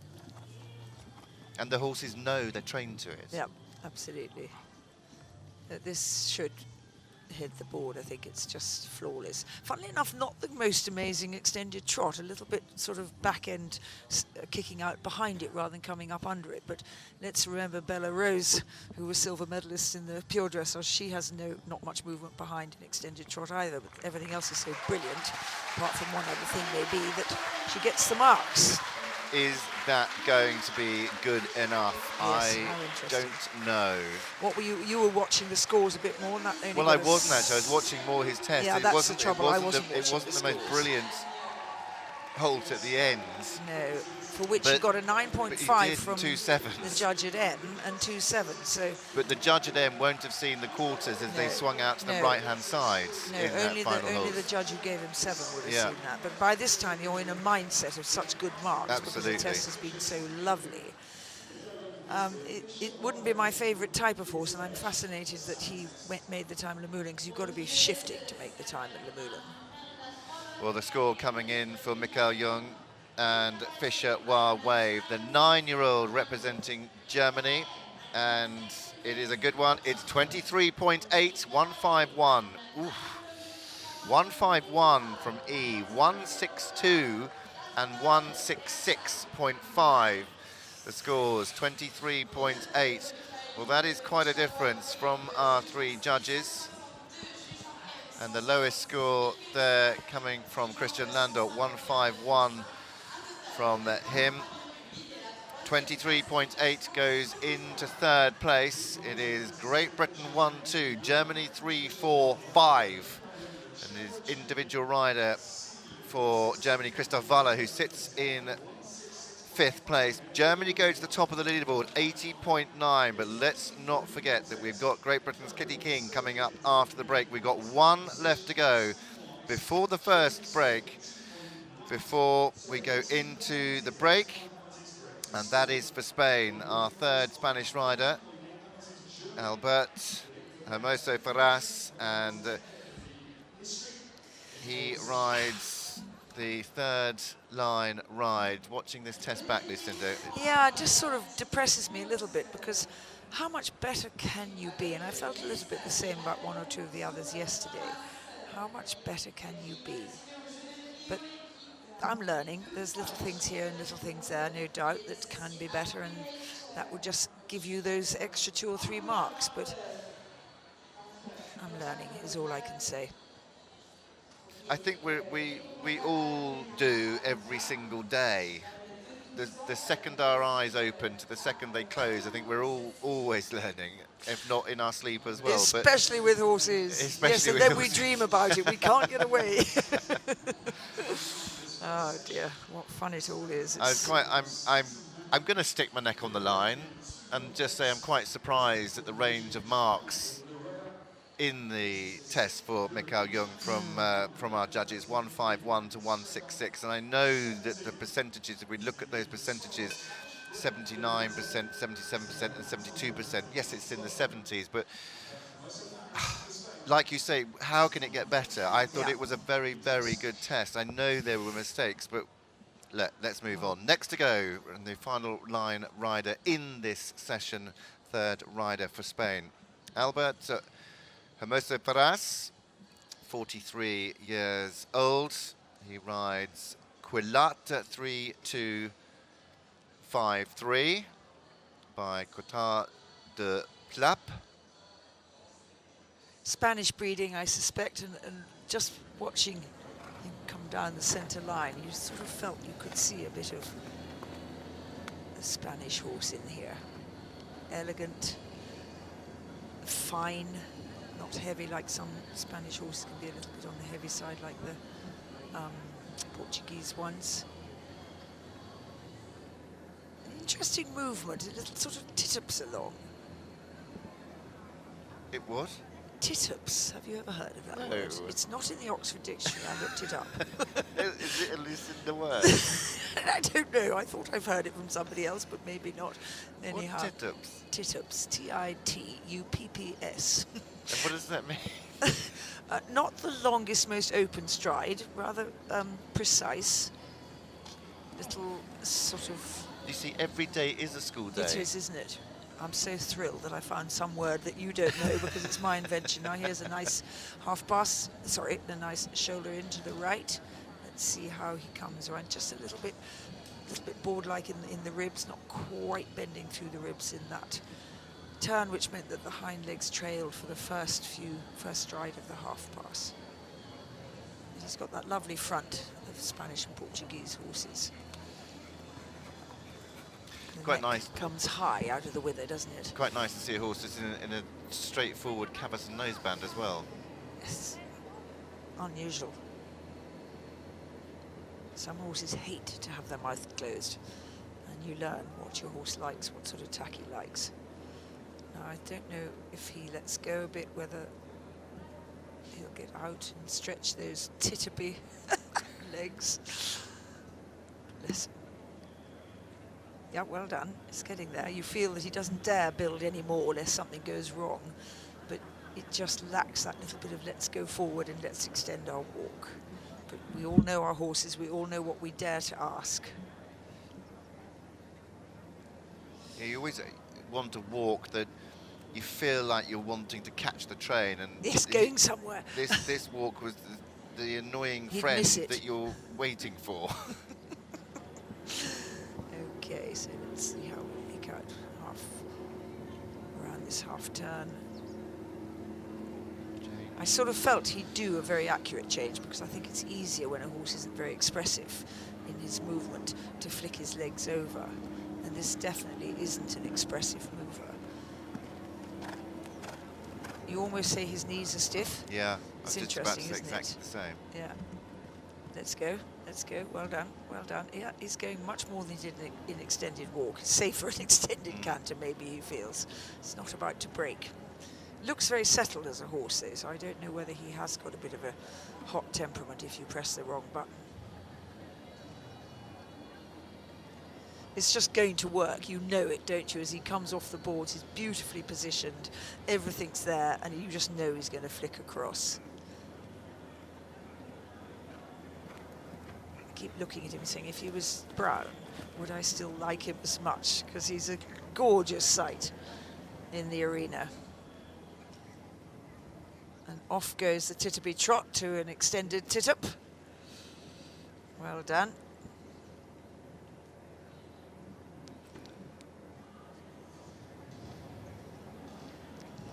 Nice turn up the centre line. Nice and straight. And oh, well done. Just brought the right legs up at the right time to have a lovely square halt. Well done.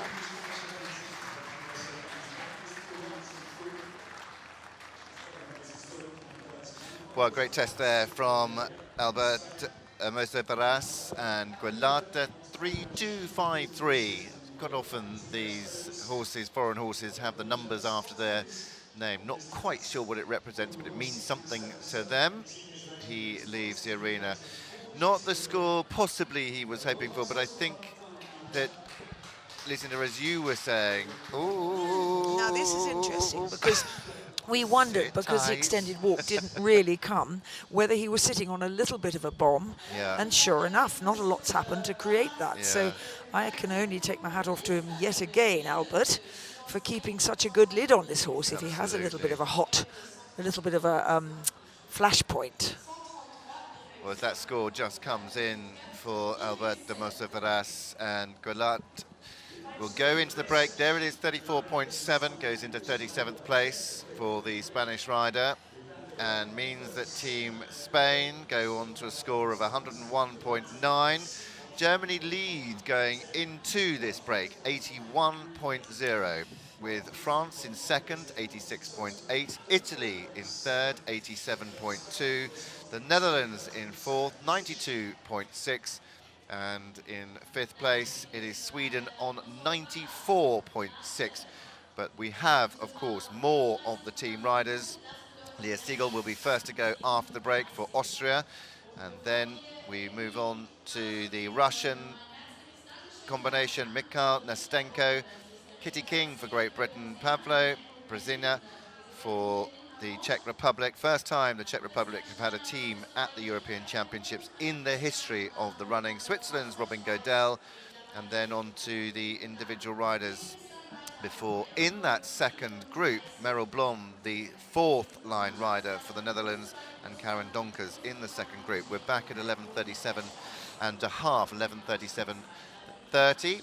The individual standings so far, it is Great Britain's Nicola Wilson and JL Dublin. A brilliant performance for them yesterday, 20.9, leads going into the second session. Piggy March for Great Britain second on 23.3, and Germany's Mikhail Jung with Fischer Wild Wave in third on 23.9.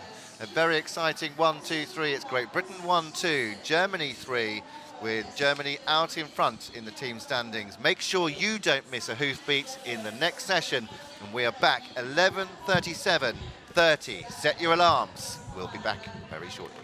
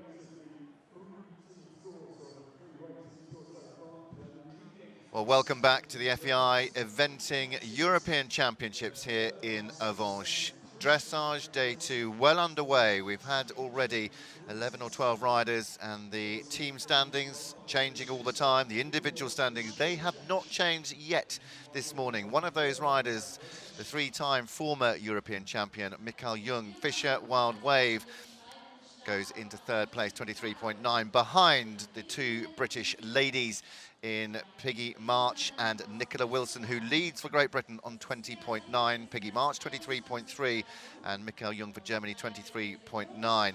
But we've got an interesting group coming up, and the start list looks like this. The first to go after the break, and it is the Austrian Lea Siegl with Van Helsing P, the first that we see for the team riders. Team for Austria, then the Russian Kitty King for Great Britain. Then we move on to the Czech Republic, and how great it is to see them here. The first time that the Czech Republic have had a team at a European Championships. Robin Godel for Switzerland. Grandeur de Lully will be the third line rider for Team Switzerland. Then on to the individual riders. Aistis Vitkauskas, Commander VG for Lithuania, will be out. Then the Finnish rider, Sanna Siltakorpi for Finland, Paolo Torlonia for Italy, Sarah Bullamore, individual rider for Great Britain, Merel Blom, the quizmaster, the final line rider in the teams, and Karin Donkers for Belgium will be the last to go before the break, riding Leipheimer van Verhoef for Belgium. Our three judges back in position, headed up by the president of the ground jury, Andrew Benny, who sits at C. Then he is joined by Christian Steiner for Austria at M, and judge at E, Christian Landolt for Switzerland. Getting us underway and coming into the arena. And once again, I am joined by a lady you know very well indeed. She is a former six-time badminton winner on 6 different horses, a 10-time European medalist. 5 of those gold, 4 silver, 1 bronze, a former world champion, former team silver medalist from the Los Angeles Olympic Games. It is none other than Lucinda Green. Lucinda, what a treat. Spencer, you know how much I love being here, but my head is going to gradually get bigger if I listen to all those lovely things you say about me, but I'm usually busy doing something else, luckily. Now here in the arena, we have somebody who does just start to bring a tear to my eye. Lea Siegl was 15 when I first went to Austria to help the Austrians for 7 years, and she had a young chestnut horse with her a couple of years later, maybe 3 years later, that I could not believe it. Went to Tokyo, and there was Lea and the young chestnut horse. And she is some jockey. She's only young, 23 years old, the youngest competitor in the Olympic Games. But she is also, as well as making the chestnut horse for the Olympics, she's made this horse ready for the Europeans from a 6-year-old who wouldn't go forwards, who only reared. Yeah, quite remarkable. DSP Fighting Line she rode in Tokyo. Today, though, the 23-year-old Lea Siegl comes forward for Austria, riding the 11-year-old Van Helsing by Van Gogh. Just behaving a little bit as if he was a stallion, looking around him for the girls, but he isn't. He's been with Lea for 5 years, and she is starting to look like a properly mature rider, and she won't mind me saying that when you're young, you don't. And at 23, she's really growing into a very proficient jockey in all 3 phases, particularly the dressage and cross country.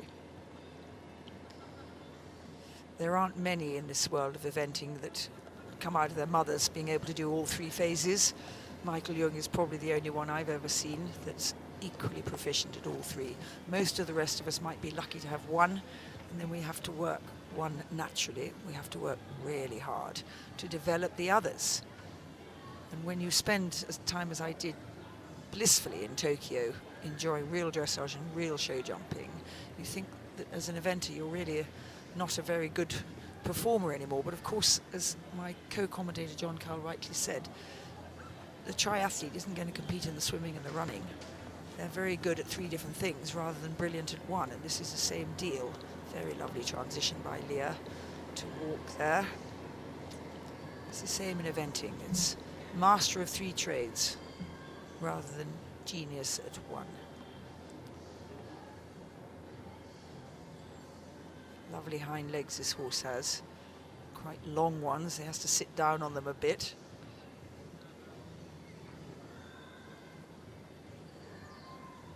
Just maybe not moving them quite evenly across the walk there. A little more pronounced when they are long, like his hind legs are.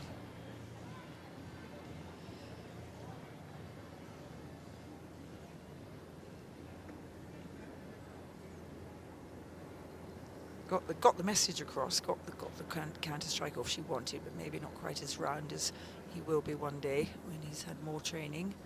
And it looked to me like he had a very natural change there, but my instructor may tell me it wasn't. Equally, he was probably not looking because he's busy. No, fixing the schools. I was watching. Yeah, it was a good change. Good. All right, say no more. So long as I didn't miss a late one. And off we go. See how he sinks down his hind legs, and those really long hind legs come flying up under his body, all in a lovely rhythm, lovely balance, a lot of power there. It'd be very interesting to see how this horse goes tomorrow across the country. Can't wait. There's so many horses here I'm fascinated to watch tomorrow.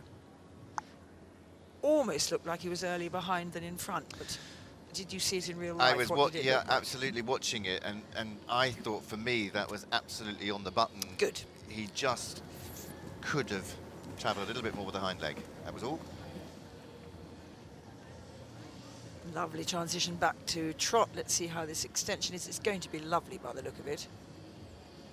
And again, wait till this horse is even older and more powerful. And doesn't she sit quietly and hold such a beautiful balanced seat and give him such an anchor of balance. Well done, Leah. Yeah, very good. Tears in the eyes for me on this one. Done. Well done, well done, well done. Was it interesting watching the extended trot? I'm going to use another expression I like to use now as well. When you're thinking about, we're working the pace within the pace, and when you've got the collection and the extension, it's not about when you're doing the extended trot there. She did a very nice extended trot, but you're looking for revs per minute, not miles per hour. So thinking about the ground cover, not going faster, keeping the revs up. Elevated. We use that, yeah, we use that cross country as well. When you're going cross country, you're changing the gear from third to first or sixth to second very quickly and making sure that that happens, but keeping the revs up. You can't go into these fences or into these transitions with no energy. 28.7, tears of joy. Tears are coming again. 11th place there for Lea Siegl.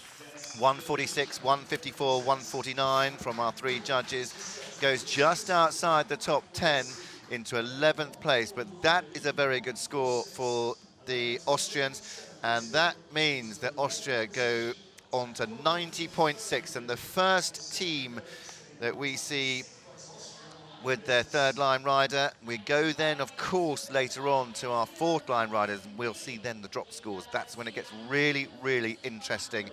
And the last of the Austrians, Dr. Harold Ambros, he is the last to go, a guy that you know very well. I know, Lucinda, and we'll talk about him when he comes forward. But what a test for this young lady. Oh, my word. The chestnut horses you rode in Tokyo isn't nearly so easy to ride on the flat. But also, I think the experience of being an Olympian at 23 has brought her on so much in confidence that she sits there now and has the world at her feet in the dressage test. She's proud, she's able, she's connected to this horse's mind and body in a beautiful way. Things can only get better and better. We have a very exciting future for this young lady. What a horse, and what, as you say, what a future ahead of her. Very exciting, and to be a part of that as well. And I know you're getting quite emotional sitting there watching, because it's so lovely to see these guys. They put so much work into it. Not the biggest funding pot, but they work tirelessly hard, and well done you for being part of that as well. It was a privilege. Well, the next to go, Mikhail Nastenko, representing Russia. Russia currently sitting down in 11th place in the team. This is the 3rd line rider for the Russians. Now this, I think, Spencer, Mikhail and Imagine were in Tokyo together. They certainly were. Imagine had a 20, if I remember rightly, on the cross-country. He had a 20 because he went the direct route through the coffin, which only 1 or 2 did, and That's 2 or 3 right. others tried Yeah. and didn't, and he was one of the 2 or 3 others that tried and failed at part C. But then he went around, he walked his course properly, and he took the appropriate alternatives, which was actually 2 fences, whereas the others only took 1 and were eliminated. So he's right on the button, Mikhail. However, his wife did tell me yesterday that she said, please don't go the short route at that coffin in Tokyo, because the other route isn't much slower and it's riding really well. And he was going to do the short route. So we looked at each other and winked. I think he'll be listening a little bit more at this course, because we've got a fair old test out on that cross country here in middle of the race course in Avanches. Or MP Imagine If is a mare, this 10-year-old mare, Irish bull horse. Interesting to look at the profile of this horse. You'll see her in a minute as she comes to her halt, but she's got a big head, and when a horse has a big head, believe me, it's hard for them to balance onto the hind legs. And if you've ever, and I have done this, picked up the skull of a horse in an artist's studio, and it was a skull obviously empty of anything, but it was so heavy. And when it's a big head, there's a lot more for this horse's neck and back to carry and to balance. So far so good, doing a really good job. Nice and supple through the ribs, bending beautifully in this shoulder in, into the circle, round to the half pass, motoring on a bit, but I think we said yesterday that it seems like the judges are looking for nice forward-going horses. Sometimes you think they're looking for one thing or another, and you try and make an overall impression of what you think they're looking for in general. And a nice, whoa, off that heavy head and into a nice, a good transition into walk.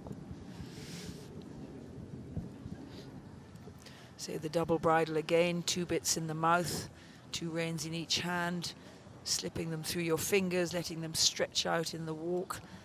And really, and this is such a good walk compared to our Titupa earlier, who incidentally, thank you for telling us that Titup is indeed, in the Oxford Dictionary, spelt with 2 T's in the middle, and not meaning actually exactly what I wanted it to mean. It talked about jagged and it just wasn't quite what I meant it to mean. I'm going to have to find another word.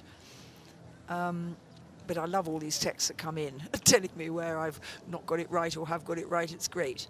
And that was a lovely transition. And the head now just bearing down a bit in canter. Let's see how we make out in the change. Well, didn't do too badly, but I'm not sure if it was right or not, Spencer. What do you think? Well, I thought it could have been a fraction late. Late it was behind, only yeah. It was definitely, Yeah. was it? Okay, I didn't think it was as definite as all that. There's my eyesight again. Definitely Oh, nearly went the other way, bless him. It's quite difficult, because you straighten to go, you straighten with the right rein, and then the horse says, shall I go right? And you say, no, you're actually going left. And the heavy head there, difficult to come back, has to come back up with his head. And that tightens the end of the neck and doesn't make him look quite so as if he's carrying himself. That's a very much better balance, but I did see that was late behind. Yeah. But the balance coming into it was lovely and off his front end. And that looks almost from our angle like a straight line, but he got the correct turn there, well done. The horse is just trying so hard. He's trying to please his rider. He's not doing anything wrong on purpose. And off he goes, and oh dear, the head is a lot lower than the back end there. You feel he's almost running off. It's a mare. I've got it wrong again. I do have a problem with my sexes, sorry. Well done. I do like this exit, not having to go the whole way down the centre line and wobble your way to the judges. It's a much easier finish to the test, stopping against the V and P marker. Has anybody ever told you why these markers are around these arenas? What they mean? Because there's no obvious sequence to the A, K, V, E, S, H. Do you know? I don't know. Oh, I thought you were going to enlighten us. No, I want to know. I don't know. No, it's really fascinating. One day we will find out, to know. and we will tell you all on air, because if anybody does know, do text yes, in. exactly. I've heard all sorts of things about military coming off the walls, military. And I was taught when I was little to remember AC, Agatha Christie, MBF, my best friend, KEH, keeps 11 horses. And then it's RSVP. Yeah, I remember the RSVP. Yeah, that's the Mikhail only thing. Nastenko, 36.7, well goes into 45th place. Was that I remember, I was taught, interesting, your Agatha Christie my best one. friend. So my one, if we look at the arena, was all King Edward's horses carry many brave fighters. I've heard that one too. That one I learnt, and then RSVP, as in come right in, guys. Respondez s'il vous plaît.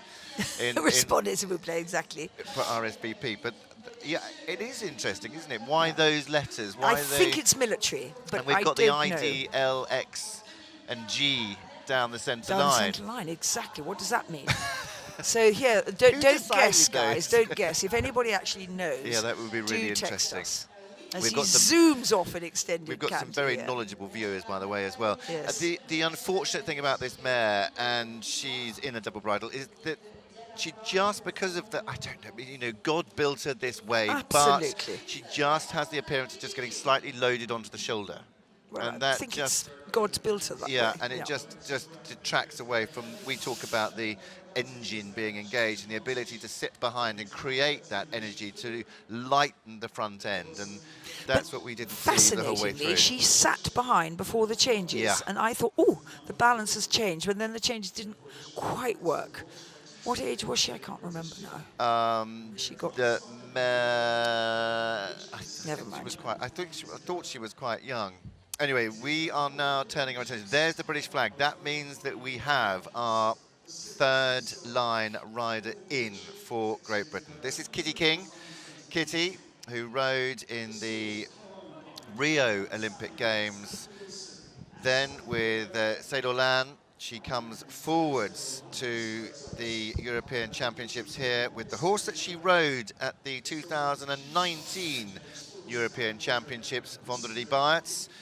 She was just off the podium at Blair Castle, part of the team that won the silver in Blair, and she was just, I think it was like literally 0.1 or 0.2 off the podium at Blair with Persimmon. She's had an amazing career with a horse that she rode that was off the racetrack, Five Boys, that she won to Team Gold back in the Young Rider European Championships in Poland, Białystok.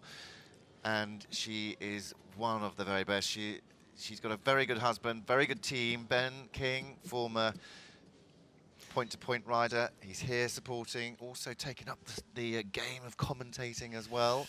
And Vendredi Biats for Great Britain. This is a horse that has been knocking at the door. They were second in the 4-star shorts at Hartbury, second at Bicton in the 4-star as well. They've had some very good wins under their belt. And this is going to be a very important test for Team GBR, owned by Diana Bowen, Sally Lloyd-Baker, Sally Eyre and Samantha Wilson. Beautiful entry, beautiful halt. Another grey horse. Less mares in today's, but still, I think 18 in total of the 67. Are there 67 competitors? 68, yeah. 68. Yeah. 18 of which are mares. This is definitely a gelding. 12 years old. Kitty's been with him a long time and really done terrific work on him, because when she had him there was all sorts of bits of the puzzle missing, and she's found them and put them into place.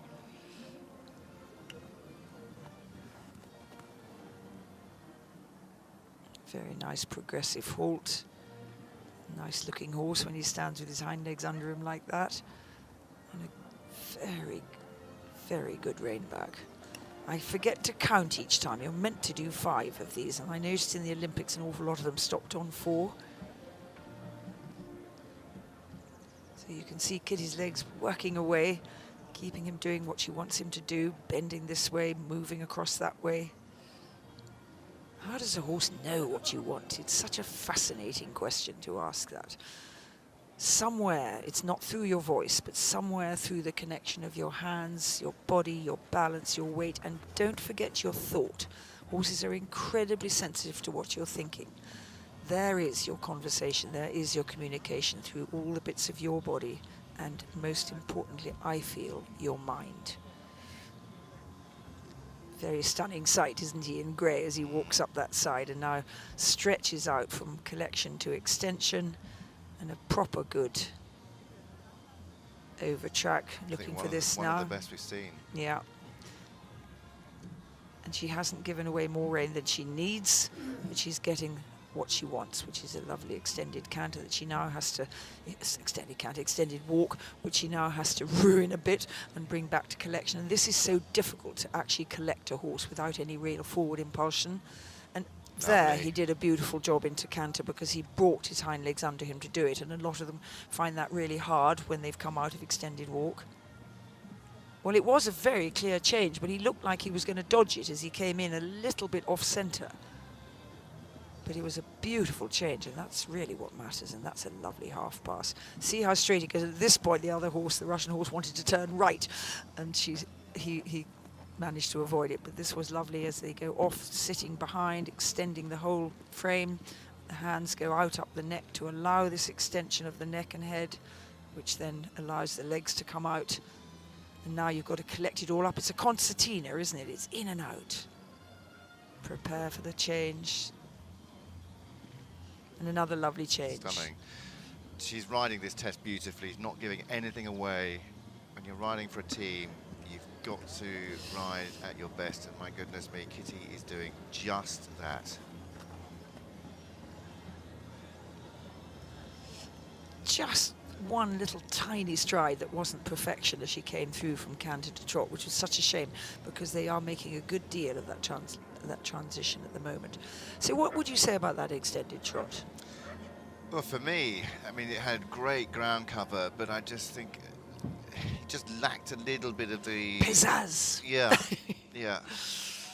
And a beautiful haul. What a lovely Really, finish. Well really done, lovely Katie. test. Well done, Vendredi Beats. Yeah, a stunning test from Kitty King with Vendredi Beats, and this is a test that's going to be very important to the British team as well, because at the moment they have first and second. Mikhail Jung currently sits third on a score of 23.9. That score, though, you can just see 24.0. Will that remain? We've got a couple of scores still to come in. 24.0. I think we're going to be thereabouts. It's a very, very good test. We've got one left, of course, and the last British rider, Ros Cantor, All-Star B. 24.1 it goes into fourth place. 156.5, 159 and 163.0.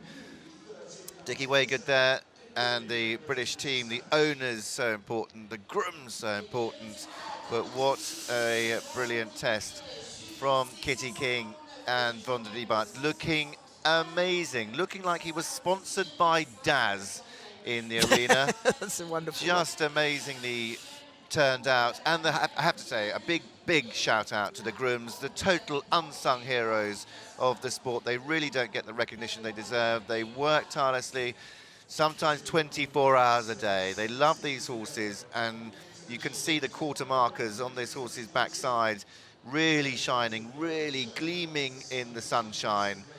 And Kitty goes into fourth place, 24.1. Great Britain now to the top of the leaderboard in the team's 68.6 with 3 riders.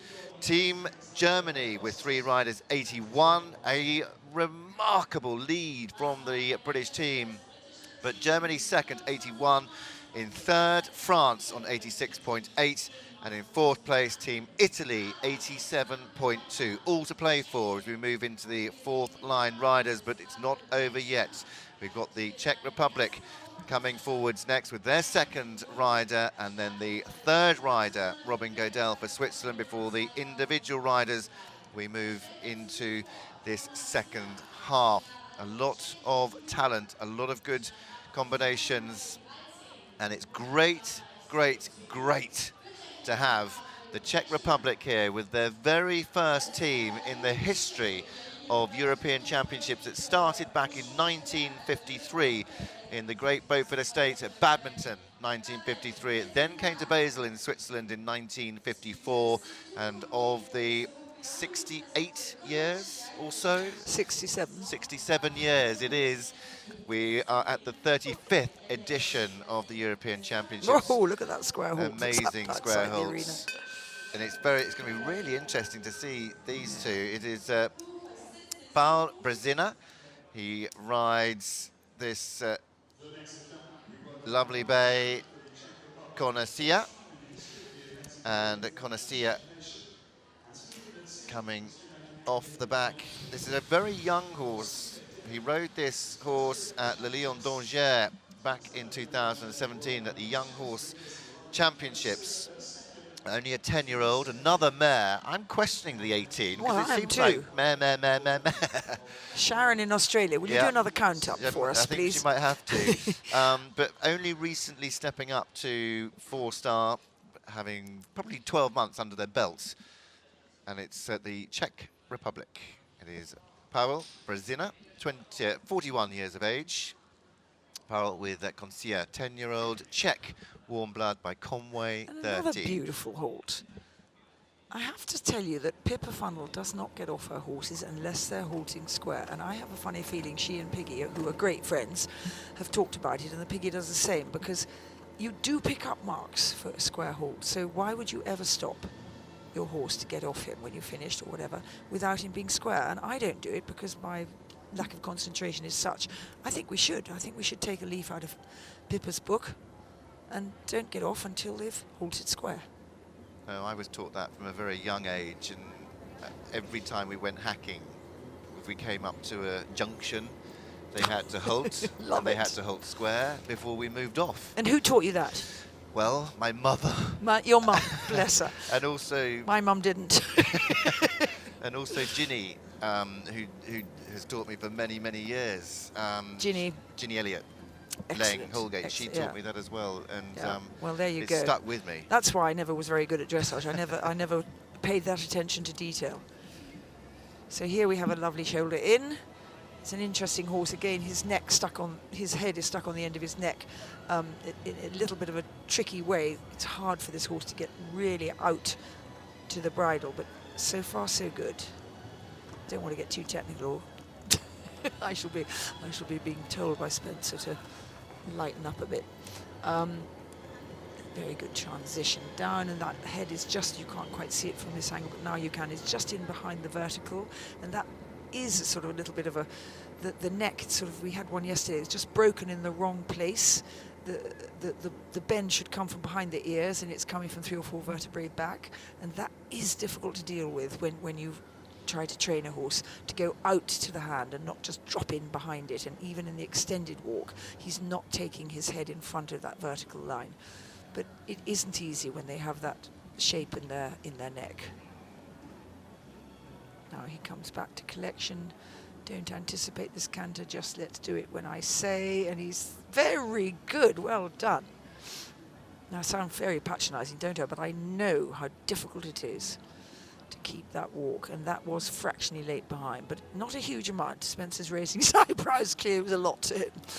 How's that half pass? A little bit lacking in cross from behind. And again, the head is just nodding that little bit. Just goes back to being inside the vertical there. Came around the corner well. And the hind legs are big and long, and there's not really anywhere for them to go.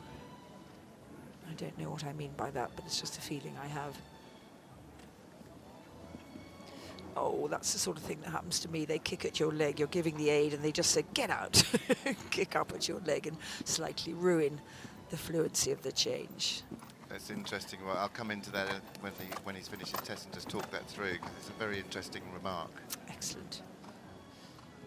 Nice transition to trot. Let's see does he extend, does he open up his neck and his head? We're looking at the profile in real life, and no, he doesn't really. What you're seeing on your screen at that angle is a little bit what we're seeing on the profile too. But a nice horse, and I'd love to see him tomorrow. Is he the athlete that he looks like he could be? And he well sat down on his back legs and did another beautiful square hold, another Pippa disciple, or your mother disciple. Well, nice test there from Pavel Brezina and Conassia. Do you know, I'm thinking they're probably all sitting at home thinking, well, I always do that. Why on earth doesn't Lucinda? I'm probably the odd one out. I'm sure they're not. I think it comes down to how your training process and thought process works, and I always say that if you allow something one day, then you should expect it the next. That's very good. And if you allow, horses are by nature, they learn by repetition. 36.3 for Pavel Brezina, and Conoccia goes into 44th place. 134, 134.5 from 2 judges and 132.5. So going back to horses learn by repetition, and when you're training them, if you allow a mistake and then you go to a competition or a party 2 days later, why would you expect them not to do it again?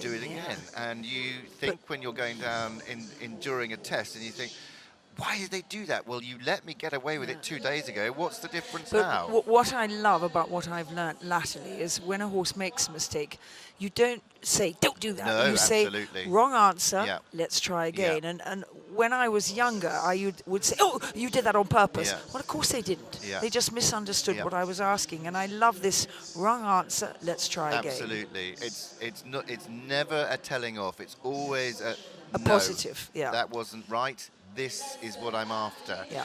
Well, and I always think as a rider, did I do that wrong? Did I make the mistake? What could I have done better?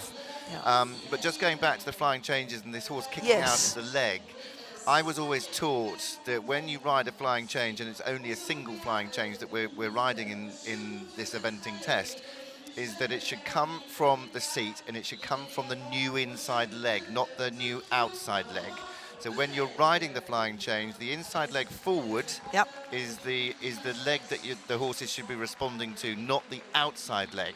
Close your eyes, everybody, and imagine yourself riding across. So what you do? So let's go from left canter to right canter very quickly. You're sat in the left canter position. You're on your left seat bone. You then go on to 2 level seat bones. Put your right seat bone down and offer the inside leg, and you get the change. Yeah. So the new inside leg, the inside right leg. Yes. Now I'm loving this dressage lesson. I'm doing it really well, Spencer. You didn't know how well I could ride. I'm riding in my mind.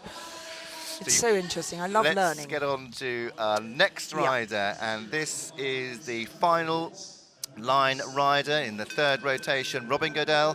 Well, a very experienced man, and this is a stunning horse. I love this horse, watching him. Grandeur de Lully, CH, representing Switzerland. And these two, on their day, are fantastic. Robin himself is an Olympian. He rode Jet Set at the Tokyo Games. It wasn't the best ending there, as many of you know, but Grandeur de Lully, he rode at the World Equestrian Games in Tryon back in 2018. A very, very experienced horse, 23 years of age. He is an experienced rider. These two, 2nd in Avanche here in June, in the June event by Greco de Lully. And this is a 13-year-old gelding. With a lovely entry. Very nice. Well done, the two of them. These two can score in the 20s in the dressage. That is for sure. They are a very smart pair. Good positioning. Happy with this, Spencer? Yeah. 3 tracks. Still slightly confused about 3 tracks and 4 tracks, but I'll get there in the end. And that little bit, the hindquarters led in, it looked from our angle, a little bit that they led. They should come across exactly level. If anything leads, it's the front end for a stride. And a beautiful sitting down to halt. We haven't seen one bad halt today, and we saw plenty of squeal of brakes. 5 diagonal. Yesterday. Was that good? Yep.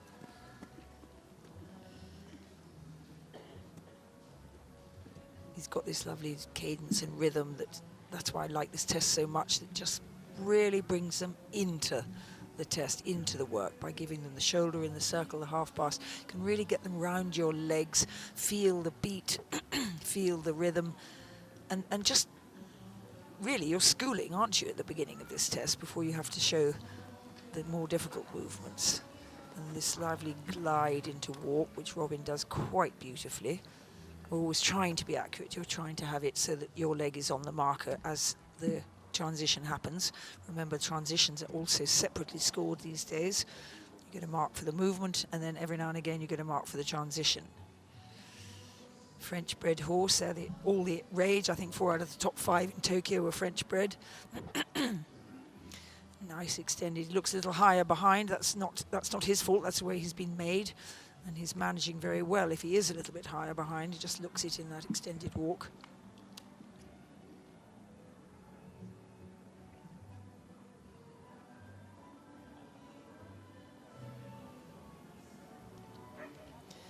And a nice collection there, really good collection actually. And didn't he sit down on his hind legs to canter? And well done, Robin. It's a hard movement to get a horse from extended walk to collected walk to canter.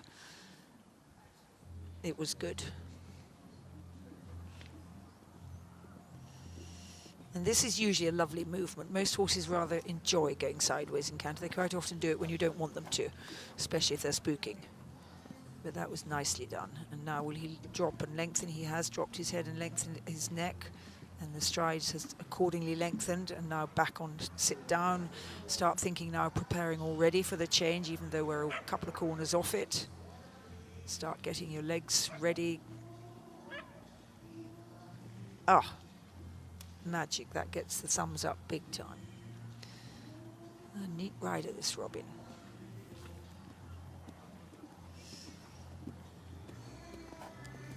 Good bend round there, inside leg at work.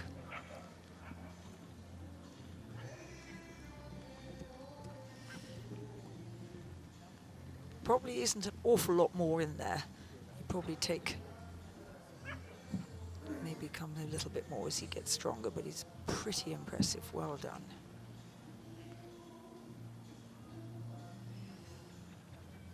Nearly a good horse, just one hind leg, a little out behind. But what a lovely test there from Robin Godel and Grandeur de Lille CH for Switzerland, the third line rider for Team Switzerland. And my goodness me, they are really trying. They move up the leaderboard.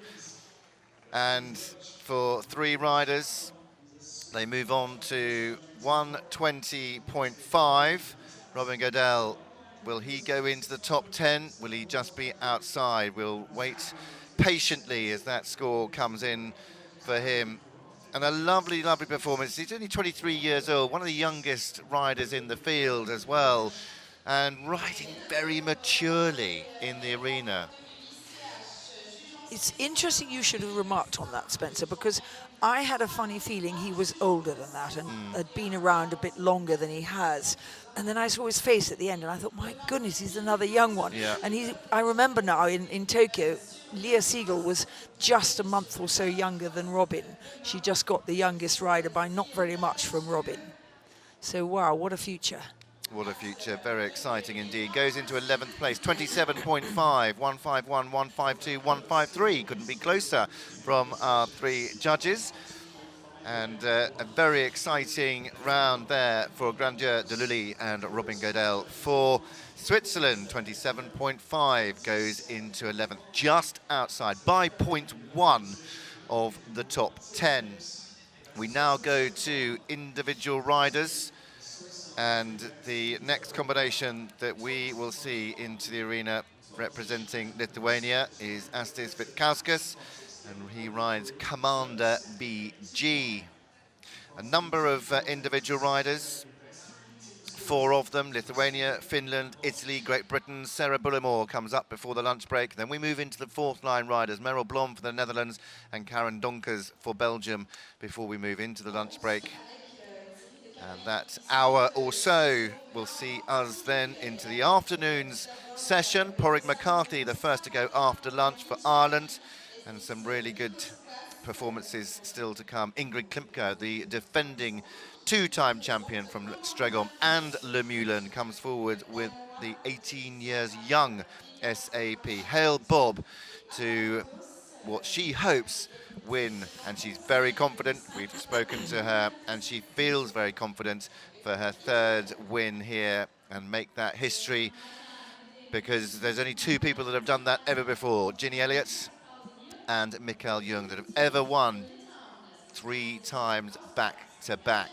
Well, next to go, as I said, Aistis Vitkauskas, He rides Commander VG, representing Lithuania. Individual riders, 4 of them, just breaks up the team riders. Interesting, because in English VG is short for very good. In Lithuanian it's probably the name of the stud, I don't know. But I would rather like to have a horse called something VG. Interesting type of horse. He's got a very interesting thickness to his neck where it joins his shoulder. We'll see him profile on. Well, Aistis Vitkauskas, not sure what that strap line is. It's not Swiss. He is Lithuanian.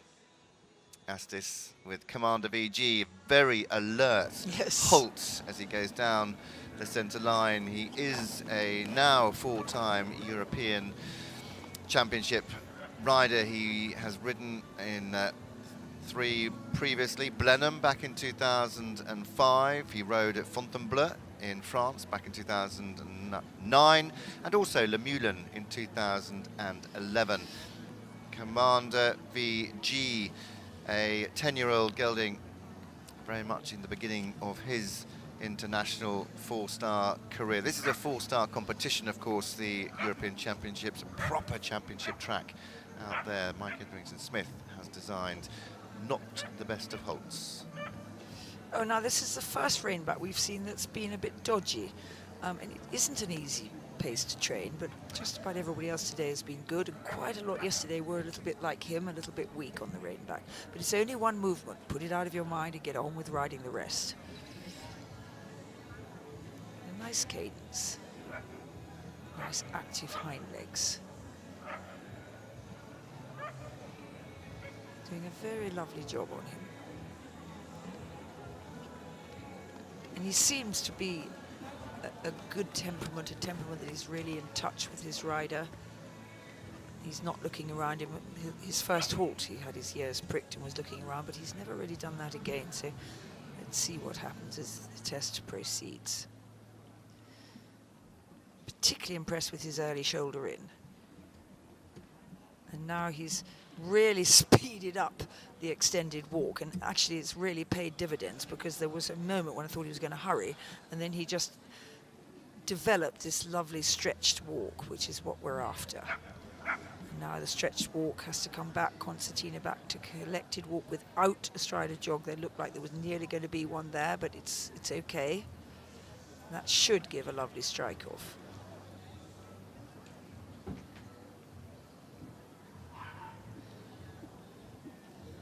And a lovely strike off was very much the movement that helps the change then be good. Yeah, slightly unsure about that change, both of us. Well, I just thought he just got a little bit muddled with his legs. He was keen, you Yeah. can't knock that, but Yeah. it just wasn't completely clear and true. Yes, I'm glad you don't just straight away say late this or late that, because that's what it appeared to me. It didn't appear that it was too bad. But anyhow, let's stop wittering on about changes. And Another one coming up. Another one coming up, yes. That looked early behind. Yeah, and what do you reckon? well, they need to be clear. They need to be together, and it just wasn't. I mean, you're going to get a 6.5 Yeah. for that. Oops, don't do Ooh. another one. It is difficult. You get across to that centre line and maybe a stride too late, and then you've got so little time to straighten on the centre line before you turn the corner, and you just got a bit stuck there. And the extended trot's just a little bit gentle here. Just wasn't quite able to give any more at the moment. But a beautiful bit of riding, sits really well.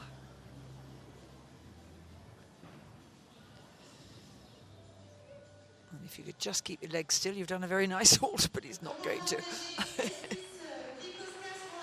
least they don't have to take their hats off anymore, since top hats became illegal, crash hats became the need.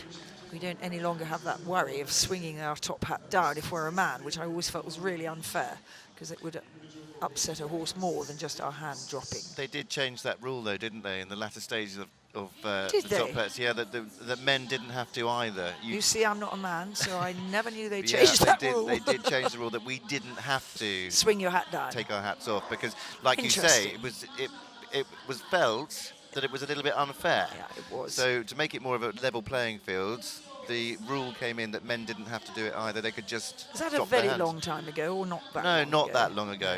No. Makes me feel a little better, Spencer, thank you. Well, Aistis Vitkauskas and Commander BG. I think BG very good. I mean, Do you think it might be? Yeah, I think Lithuanian for very good. I think it's a test that's going to be in the low 30s. Yep, 34.0, 137, 138, 141. Goes into 38th place. And some really smart moments. Love the way he started his Yeah. half. He came straight and then made a decisive move to the shoulder in. I keep getting left behind. It annoys me that I can't see it when it's happening. And we may not see this walk, but after he comes off from S, he starts the extension. And because we're in slow motion, it's hard to see it, but he did just hurry and then lovely extended.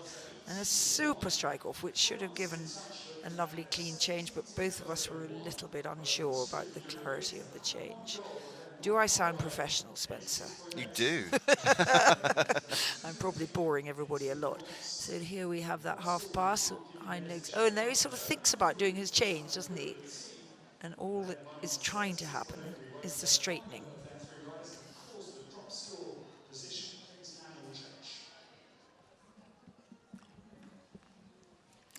Well, as Aistis Vitkauskas leaves the arena, a very pleased test, 34.0. It might sound like it's quite a way down, but if you think that 20 leads, 34 is in 38th, only 14 marks separating the top 38, and it's certainly not going to be a dressage competition, as we know, because the cross-country, we walked it last night. We're going to go and walk it again after the last horse has been in the dressage today, because Mike Etherington-Smith has produced a true, we believe, true championship track. It is not for the faint of heart out there, and it's going to take some jumping, that is for sure. The time, I'm sure as well, it's just over, we think, the 10-minute mark, and it's going to be 4 miles of grueling galloping and jumping, and fortune will certainly favour the brave. Next to go, individual rider for Finland. This is Sanna Siltakorpi, and she rides Buffy Click. Great to have the individual riders here amongst them. Sanna Siltakorpi for Finland. Our judges there. That is Andrew Benny ready to ring the bell. Is that an old-fashioned way of starting each horse? It's wonderful in this electronic age that there's still the good old school bell hanging in the main judge's box. So I have a feeling this might be quite a lively temperament, this horse, and that she might have to ride with a certain amount of tact as well as connection. The hotter they are, the more you need to ride, but if you do it in the wrong way, they back up and explode. Well, rider no stranger to European Championship level. Riding as an individual here with the 12-year-old gelding Buffy Click. Sanna Siltakorpi finished 11th in Sopot in Poland in the 4-star shorts just a few weeks ago. Yes, just a little bit edgy. I always remember Carl Hester, your mentor, incidentally, Spencer, who's taught you just about everything you know about dressage. Not a bad teacher. He always said to me, I love hot horses. I don't have to work so hard. And that really changed my attitude, because I hated hot horses. I didn't know what to do with them, because I don't ride well enough. But he, because he's such a beautiful rider, loves the energy they can provide him without him having to work.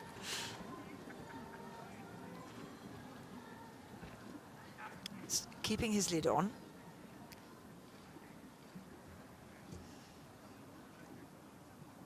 Finland has produced 1 or 2 really good riders.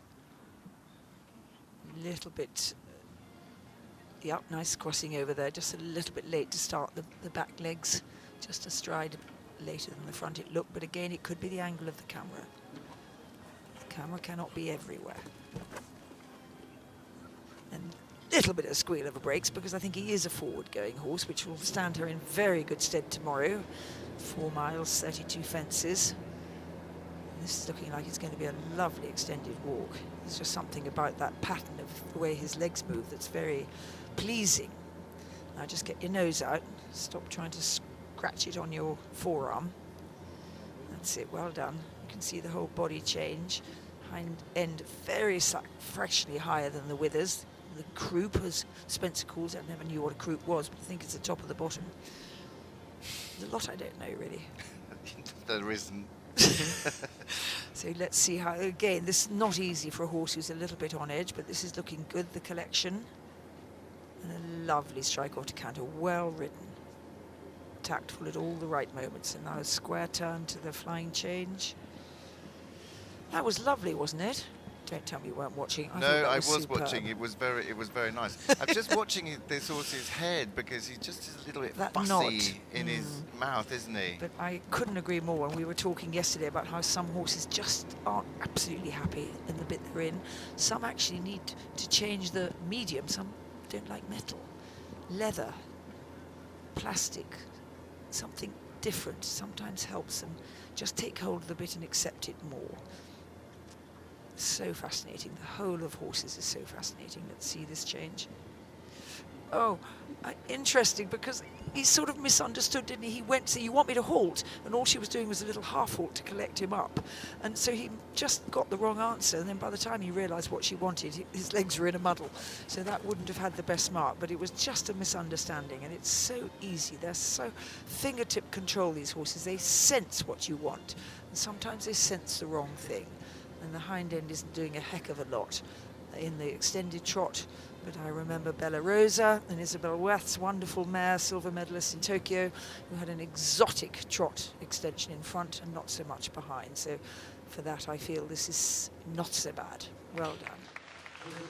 They are quite remarkable, these horses. Really if you think that when we're riding, when we're training and competing these horses, we have the tiniest bit of metal, the tiniest bit of plastic in their mouth, with tiny bits of leather that we hang on to and gallop round some of the biggest tracks in the world, half a ton of horse underneath you. It is amazing, isn't it, really? I don't know who's the maddest, really. But we love it, and as you can tell from our commentary, we are totally involved. We love the horses, we love the different reactions different horses give, we love the different ways riders try to find a partnership with their horse to encourage the very best out of them. And you don't always get it right. I think it's a rare occasion when you feel you've absolutely cracked it, like I feel Nicola Wilson will have felt yesterday. I didn't see anything that she would have felt dissatisfied about, but you can believe me, there would have been some things. Well, sub 30 for Sanna Siltakorpi and Bofi Click. They go into 17th place. 29.9 for them. A very, very good performance indeed from the individual rider representing Finland. Well, from Finland we go on to Italy in just a short while, but the reminder of the team standings so far. Out in front, Great Britain with 3 riders gone, 68.3. In second, Germany with 3 riders, 81.0. A massive margin between Team GB and the German team. And in third, France, 86.8. In third place, Italy, fourth, 87.2. It is still all to play for. We have now 2 riders left before we start with the 4th and final rotation of riders. And it's going to be very, very interesting. The weather conditions absolutely perfect, 17 degrees, it's getting warmer. It is now very sunny with that very light breeze, which is just giving the horses that bit of fresh air. It is perfect. We started this morning, we couldn't see the mountains on the other side of the venue, but now we can, and the sun is poking its shiny head through the clouds. We're fast approaching sky blue skies, everybody enjoying the sunshine. We now go to Italy, everybody enjoying the sunshine. Come one, come all, come young, come old, everybody here, something to do for all the family as well. And if you are local, if not, why don't you book a plane ticket if you're not local? Come here to the 35th edition of the Eventing European Championships. Tomorrow is going to be very, very exciting, and we look forward to bringing you all of that live coverage as well as it unfolds cross-country day. We now go to Italy, and the individual rider for Italy, Paolo Torlonia. Paolo riding what is, I think, a lovely horse, Bambino della Latte for Italy, and Paolo himself, a very experienced rider. He has represented Italy on many occasions, been to many European Championships. This is his very first senior European Championships. He has been to, I think, probably 4 young rider championships. He rode in Mill Street back in 2017. Bambino della Latte is the horse that he rides here today. 10 years old, this gelding, Self-Français. And a very exciting combination. They were 5th at Alnwick Ford in the 3-star short at the July event. 24 years old. The 10-year-old by Orlando, Bambino della Latte, and Paolo Torlonia for Italy. He's a very talented rider. This is a very exciting horse. They can do some really good tests. It'll be interesting to see. I don't know who he's based with. Is he based in England? Yes, he is. I thought so. Yeah. I think I know who with too. I'm going to make a rash guess. Don't want to get it wrong. Have more texts.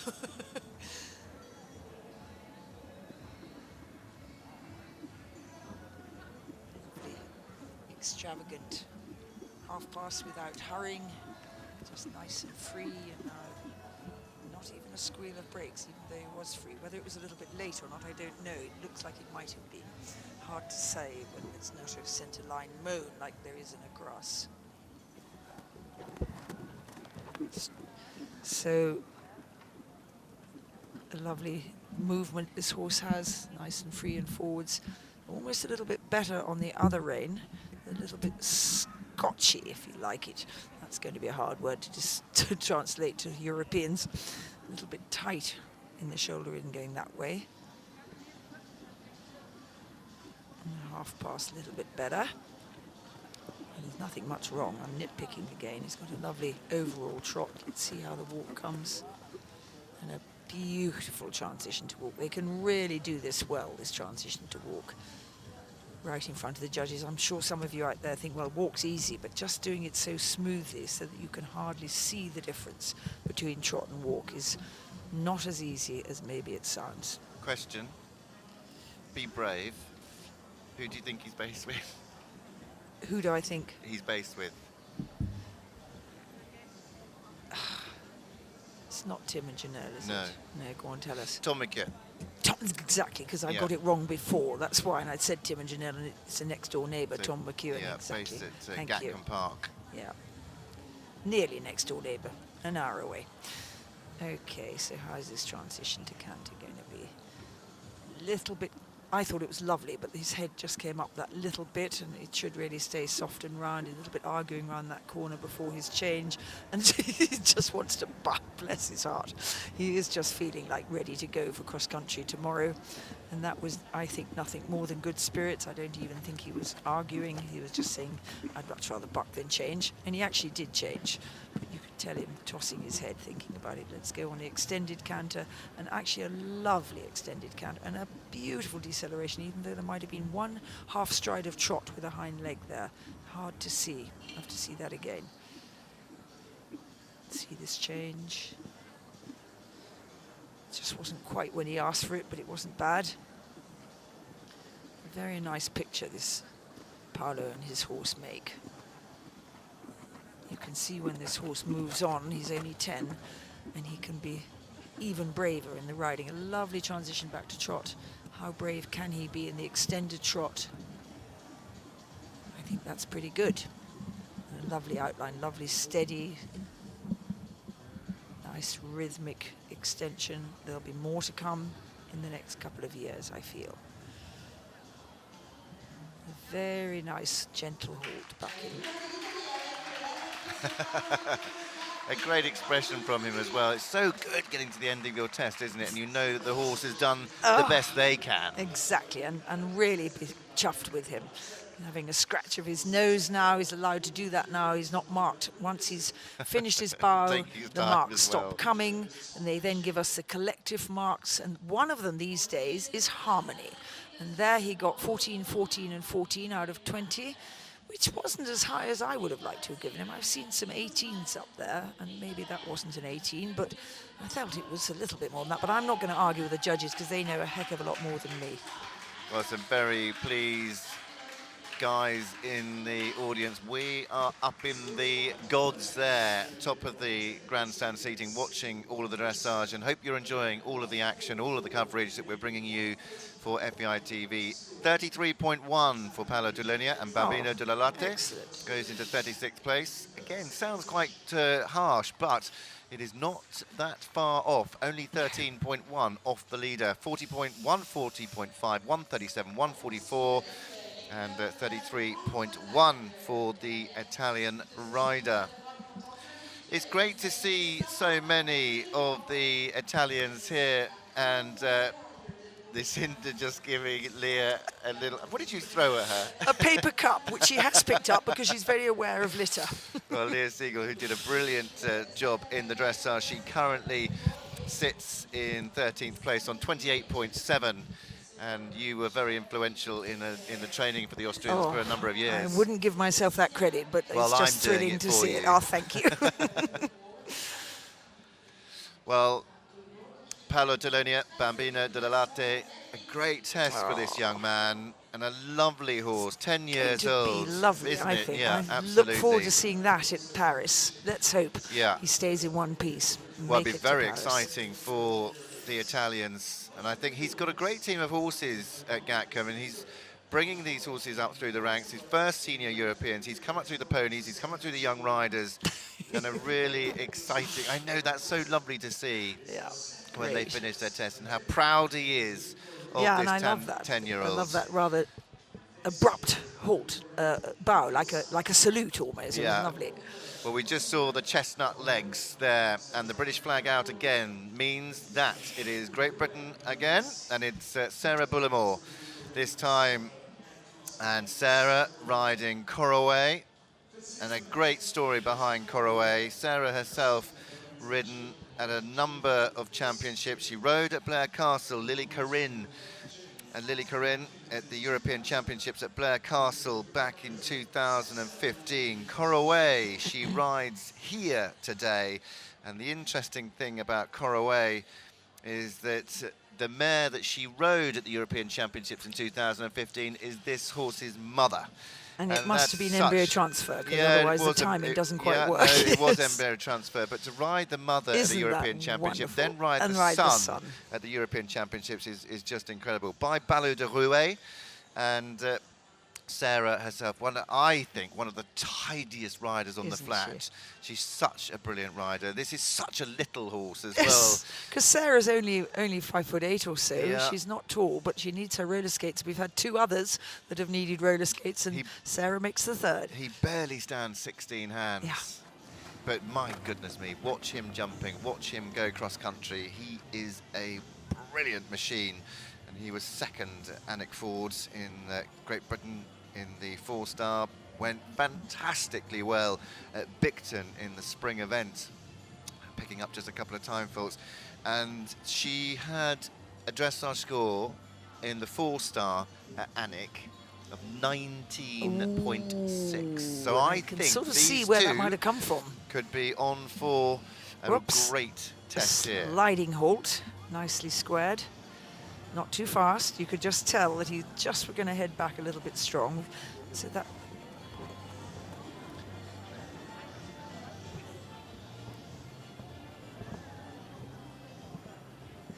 And a beautiful angle there to the shoulder in. Lovely bench. He's really had this horse going ever since it was little.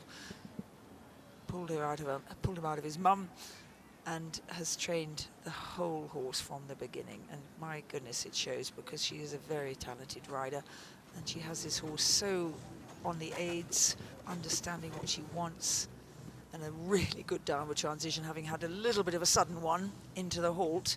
This one was much softer, and it's easy enough to find things are a little bit more staccato in there than you're expecting. Horses respond sometimes a little bit faster because they're a little bit more on edge, and they feel us being on edge. We're on show. We're trying to get the best test we can from our horses. There's bound to be a little tension, and the horses are so quick to pick it up. Lovely walk, beautiful underline to that neck, a lovely U rather than a V under his neck. Get that nose out a bit, but now she's already beginning in her body to slow her body up in order to slow the horse up. So you just slow the way your body moves with the horse a little, and the horse will come back to catch you. You're good. Love it. You didn't teach me that one. I learned that one all on my own.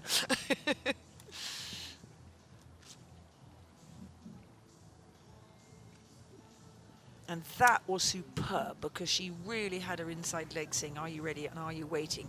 And then she asked him to wait one more stride before she asked for the change, and he totally did. But what was wrong with it? Nothing.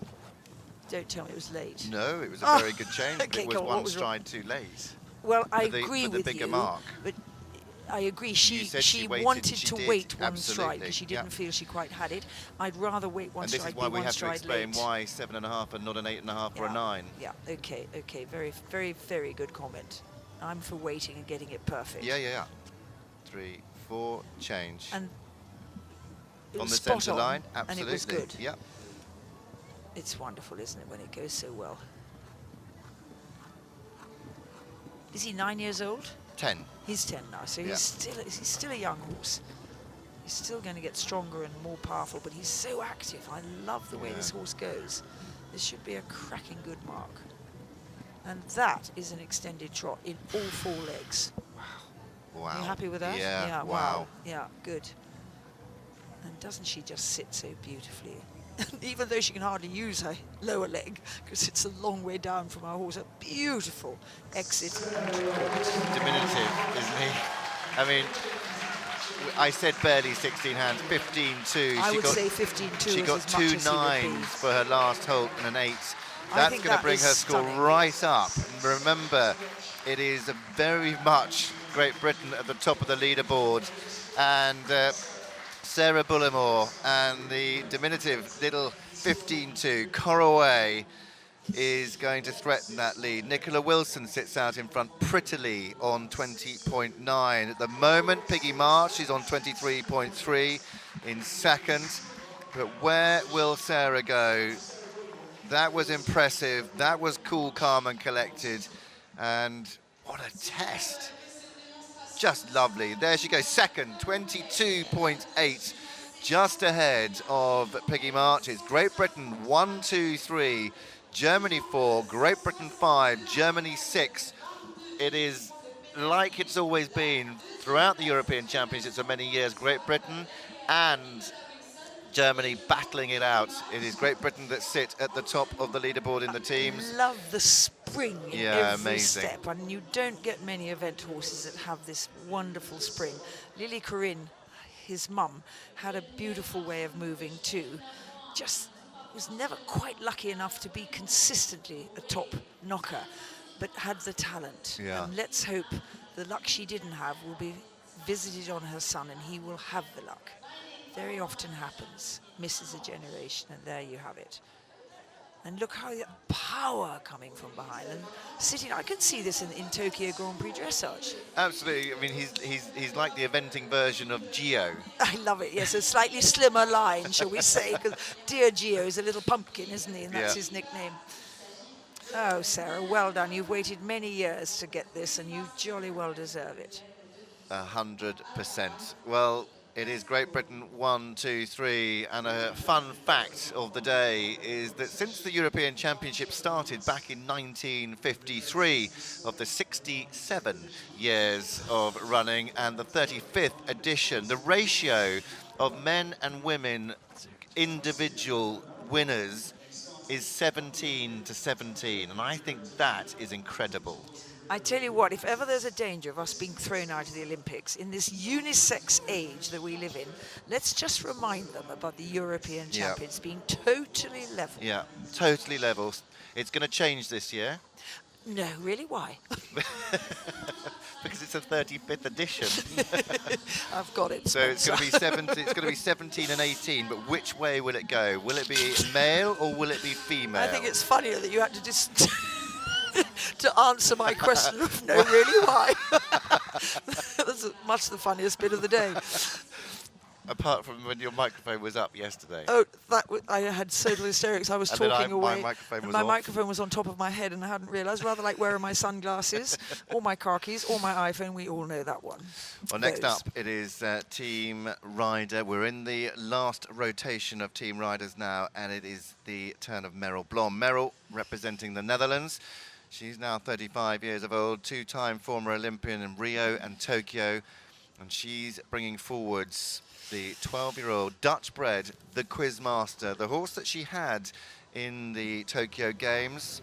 Of course, very well known for her ride with Rumour Has It. She's ridden at a number of European championships, and she is here to prove a point, really, with this horse, because it didn't go quite to plan I in tell you what, Tokyo. it went jolly well in Tokyo, and she had the misfortune of the numbering, doing an A, B, Yeah, and then a that's C right. of the easier route, which was an elimination. Yeah. So she didn't get pulled up for quite a long way too, but it's quite right that she's here, because he only did 4 or 5 minutes of the course, I think, out of the 7.5 or 7:50 there was.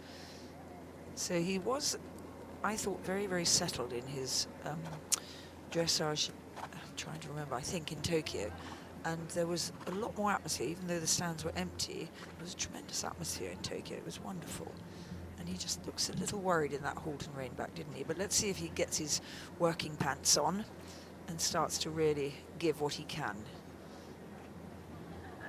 Merel is a wonderful exponent of the sport, all 3 elements.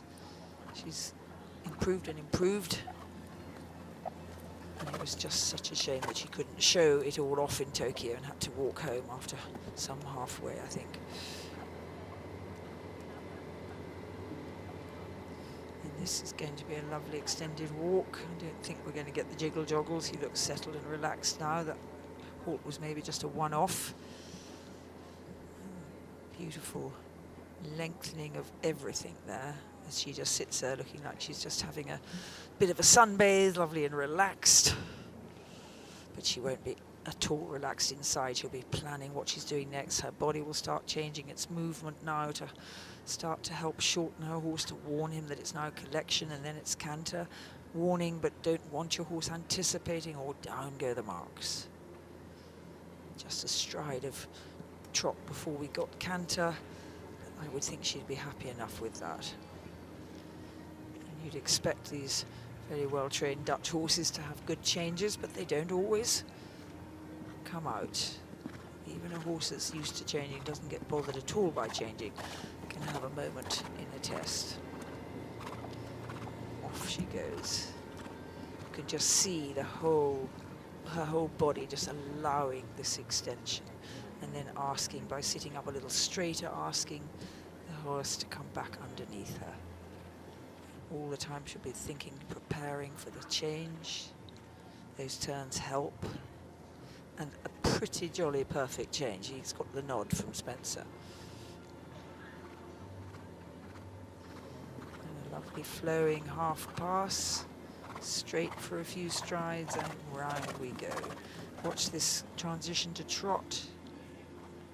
I suppose if you're being acidly critical, it could have been a fraction more forwards. And the extension is lovely because it's not hurrying, it's covering a little more ground. It looks like she needs another few yards to show us her best. It is a short diagonal, that, which is sometimes a pity for some horses who don't explode out on a shorter time. Well done. Getting hot out there, sweaty Quizmaster.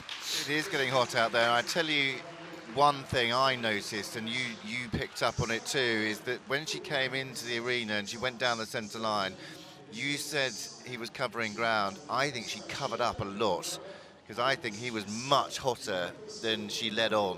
Yeah, we saw it in the first walk. Yeah, Rainback, absolutely. She did a I think she did a brilliant superb job. And Quizmaster, I think, actually now is settling down. Yeah.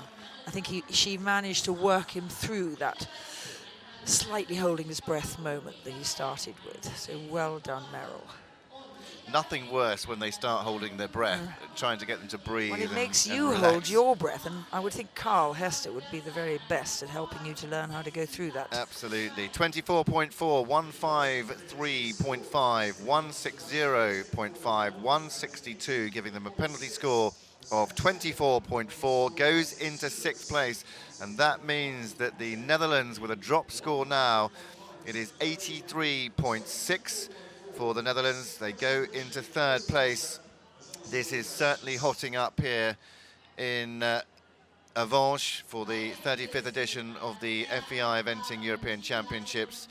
A great performance from the final line rider, Merel Blom for the Netherlands, and the quiz master, Yannick Buntsaiger with ACSI Champ de Tellier in 11th, 27.1.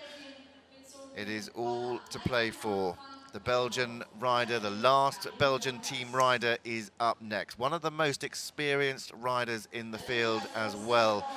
And she's just making her way from the warm-up area. It is Belgium, but a very pleased Merel Blom. She's such an experienced rider now, and she rides with an amazing feel, and she's so stylish. And to watch the progression of her from the younger days, coming up through the young youth system into, there's Tintin van Rijckevorsel to the left of your screen. But to see these riders come into senior ranks and ride around some of the biggest tracks in the world, we mentioned it yesterday, it is so exciting. It is exciting. It's sort of not really gratifying because it's nothing to do with us, but it is such fun seeing people develop from early days and knowing how long it takes. It's a very, very long journey to become a really good event rider for the horses as well as the riders. Well, the next to go as she makes her way around the arena. This is Karin Donkers. Karin, who herself is now a 6-time Olympian. She rode at her first Olympics back in Barcelona back in 1992, then on to Sydney, Athens, Beijing, London, Rio. Didn't go to the Tokyo Games, missed out on that one. She's ridden at many World Equestrian Games and so many World Championships and European Championships. She rode at her first European Championships as a junior back in Dijon, back in 1988. And she is back here at the Senior European Championships in 2021. Quite remarkable, an amazing career, and one of Belgium's finest riders that has graced the stage of eventing. Karin Donkers coming forwards, of course, very well known with Vlechter van Berrehoff. She brings forwards today Leipheimer van Verhoef for Belgium, the last team rider for Team Belgium. And this is a 10-year-old stallion, Belgian warm blood by Vigo Dassoy, 10 years old. And these two have some very good form. She was 6th in Arville in the Nations Cup. They had a very good 2nd in Barocca at the end of 2020. If I remember rightly, a very good result in Le Moulin, or a very good outing in Le Moulin. It didn't quite put her in line for the Belgian Olympic team, but she said he's a good horse and he'll be hopefully at the Europeans, and here he is. And he does look a stallion, doesn't he? He's got that thick old neck that stallions can develop. And it makes you wonder how fast he'll be across country, simply because he's carrying a bit more body weight. Not that he's fat, certainly not fat, but there is that stallion neck, and it gives you that, again, that break in the neck that isn't, it should, the highest point should be the pole, which is just behind the ears, and it isn't really. The highest point is a little behind, but it's a little bit the way he's made and developed his neck as a stallion. Lovely shoulder in there, beautifully crossing and supple and bending through his, I keep wittering on about bending through his ribs, but the whole body of the horse must bend, not just the neck. And it really does with Karin. She knows a lot about how to ride a horse on the flat. She's ridden so many different types. And she just passionate about the sport. She was first seen riding for Belgium in Barcelona Olympics, and on a very big, heavy white horse. And I couldn't believe she'd get it right. It was stinking hot, and it was a very, very difficult course, Barcelona Olympics, and she did. And she's never looked back. She said to me once when she and I were riding together in Chantilly, and I was a lot older than her, she said, "How old are you now?" "Oh, I do hope I can go on that long." And she's probably about there now, actually. Lovely walk. And you get the feeling the temperament is right with Karin. He's not got ideas of his own. He's a stallion, and she's worked out how his temperament works. It was actually going to be a lovely strike-off, and then for some reason he just popped his nose out a bit. Just a little bit, I think, static, you'd call that change. Instead of flowing into it, he just went a little bit steady before he did it. The expert was busy doing the scores and not watching, but that's all right. We'll dig him in the ribs for the next one. And the extended canter. So how fast is this horse going to be across country? Can you tell anything from that extended canter? I can't. It was very nice for what it is in the dressage. So he's coming round now and digging Spencer in the ribs to watch this flying change. It was better. I thought that was more fluid, more fluent. I don't know how I dare say it was better when it was flipping good. Well, I was watching and I thought it was slightly backwards. Oh, well, you should have seen the first one. Okay. That was static. Okay. But no, I'm glad you felt that, because it was much improved. And as I say, who am I to say? It was jolly lovely extension there. Well done.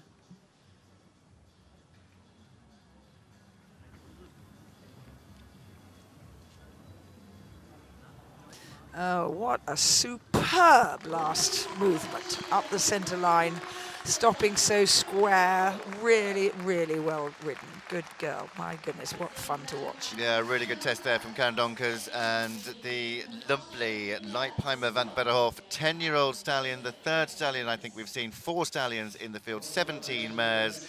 It is quite remarkable that we have such an array, and this is what's so fabulous about this sport, is that we bring the likes of Karin, who rode in her first Olympic Games in Barcelona back in 1992. Yep. And then here, European Championships. She rode in her first European Championships as a junior in 1988. And she's been such a hard worker, such a privilege to watch over the years at top level competition. And this is another horse that she has produced. And I will say one thing very, very quickly before the score. Let's give it a score. 28.0 goes into 15th. 152, 155 and 146.5. Karin Donkers goes into 15th place, 28.0. But I know one thing about Karin is she works very hard. She doesn't have an enormous amount of money, and she has to sell a lot of horses that she produces, and this is what makes this sport so, so tough, because the relationship we build with these horses is like no other. It's not like meeting your future wife or your future partner. These guys that we train and we work with are your best friends that you trust implicitly, and they do too, for some reason, trust you. And it is an amazing relationship, and when you have to put the foot down and sell them, it is heartbreaking, heart-wrenching, and an emotion that is, I think, personally like none other. You don't forget them, and they certainly don't forget you. Karin kissing her 10-year-old stallion there at the end of her test, just showing exactly what that does mean to her. Well, we go into a break. It is lunch break here in Avanches. But just before we do, let's go and have a look at the leaderboards, because it is fascinating. With 3, sometimes 2, 4 riders gone, Great Britain go into the lead. They have 3 riders in their pot, 68.3 they lead going into the lunch break. Germany second, 81.0. The Netherlands in third on 83.6, but it's not over yet, because Italy, Austria, Belgium all snapping at the heels of the French and the Dutch. It is all to play for when we go into the lunch break. 4th line riders coming and we start again at 2:15. Padraig McCarthy for Ireland is the first rider, but the individual standings, and that is fascinating because we've seen a shake-up in the leaderboard in the individuals, and they have become thick and fast. One of those that went amongst the leaders, Sarah Bullamore, in second on 22.8, but Nicola Wilson led yesterday afternoon. She was the overnight leader. She still leads with JL Dublin on 20.9. Sarah Bullamore, the individual rider for Great Britain, Corraway in second, 22.9, and Peggy March, Brookfield Innocent in third, 23.3.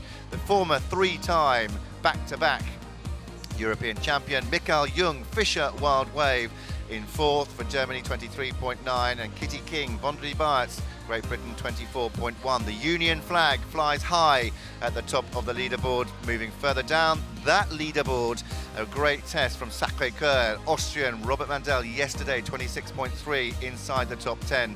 Robin Godel, Grandeur de Lully, a very nice test from him, 27.5. Karin Donkers, the last to go before the lunch break. Leipheimer van Berhoff for Belgium in 15th now, 28.0. There's not a lot of scores separating the top 20, and it is only 10 marks that separate the top 21. Pietro Sandai sits there. Rubens de Pré for Italy, 30.2. Lots on offer this afternoon. Don't forget, we have the defending champion coming up in the last session, Ingrid Klimke with SAP Hail Bob at 2:45. Don't miss that. The final line riders are coming out to show us their best foot forwards this afternoon. Don't miss a hoofbeat. We'll be back at 2:15 local time. The first out, Ireland's Padraig McCarthy with Leonidas at 2:15 from Lucinda and myself. We'll see you a little bit later.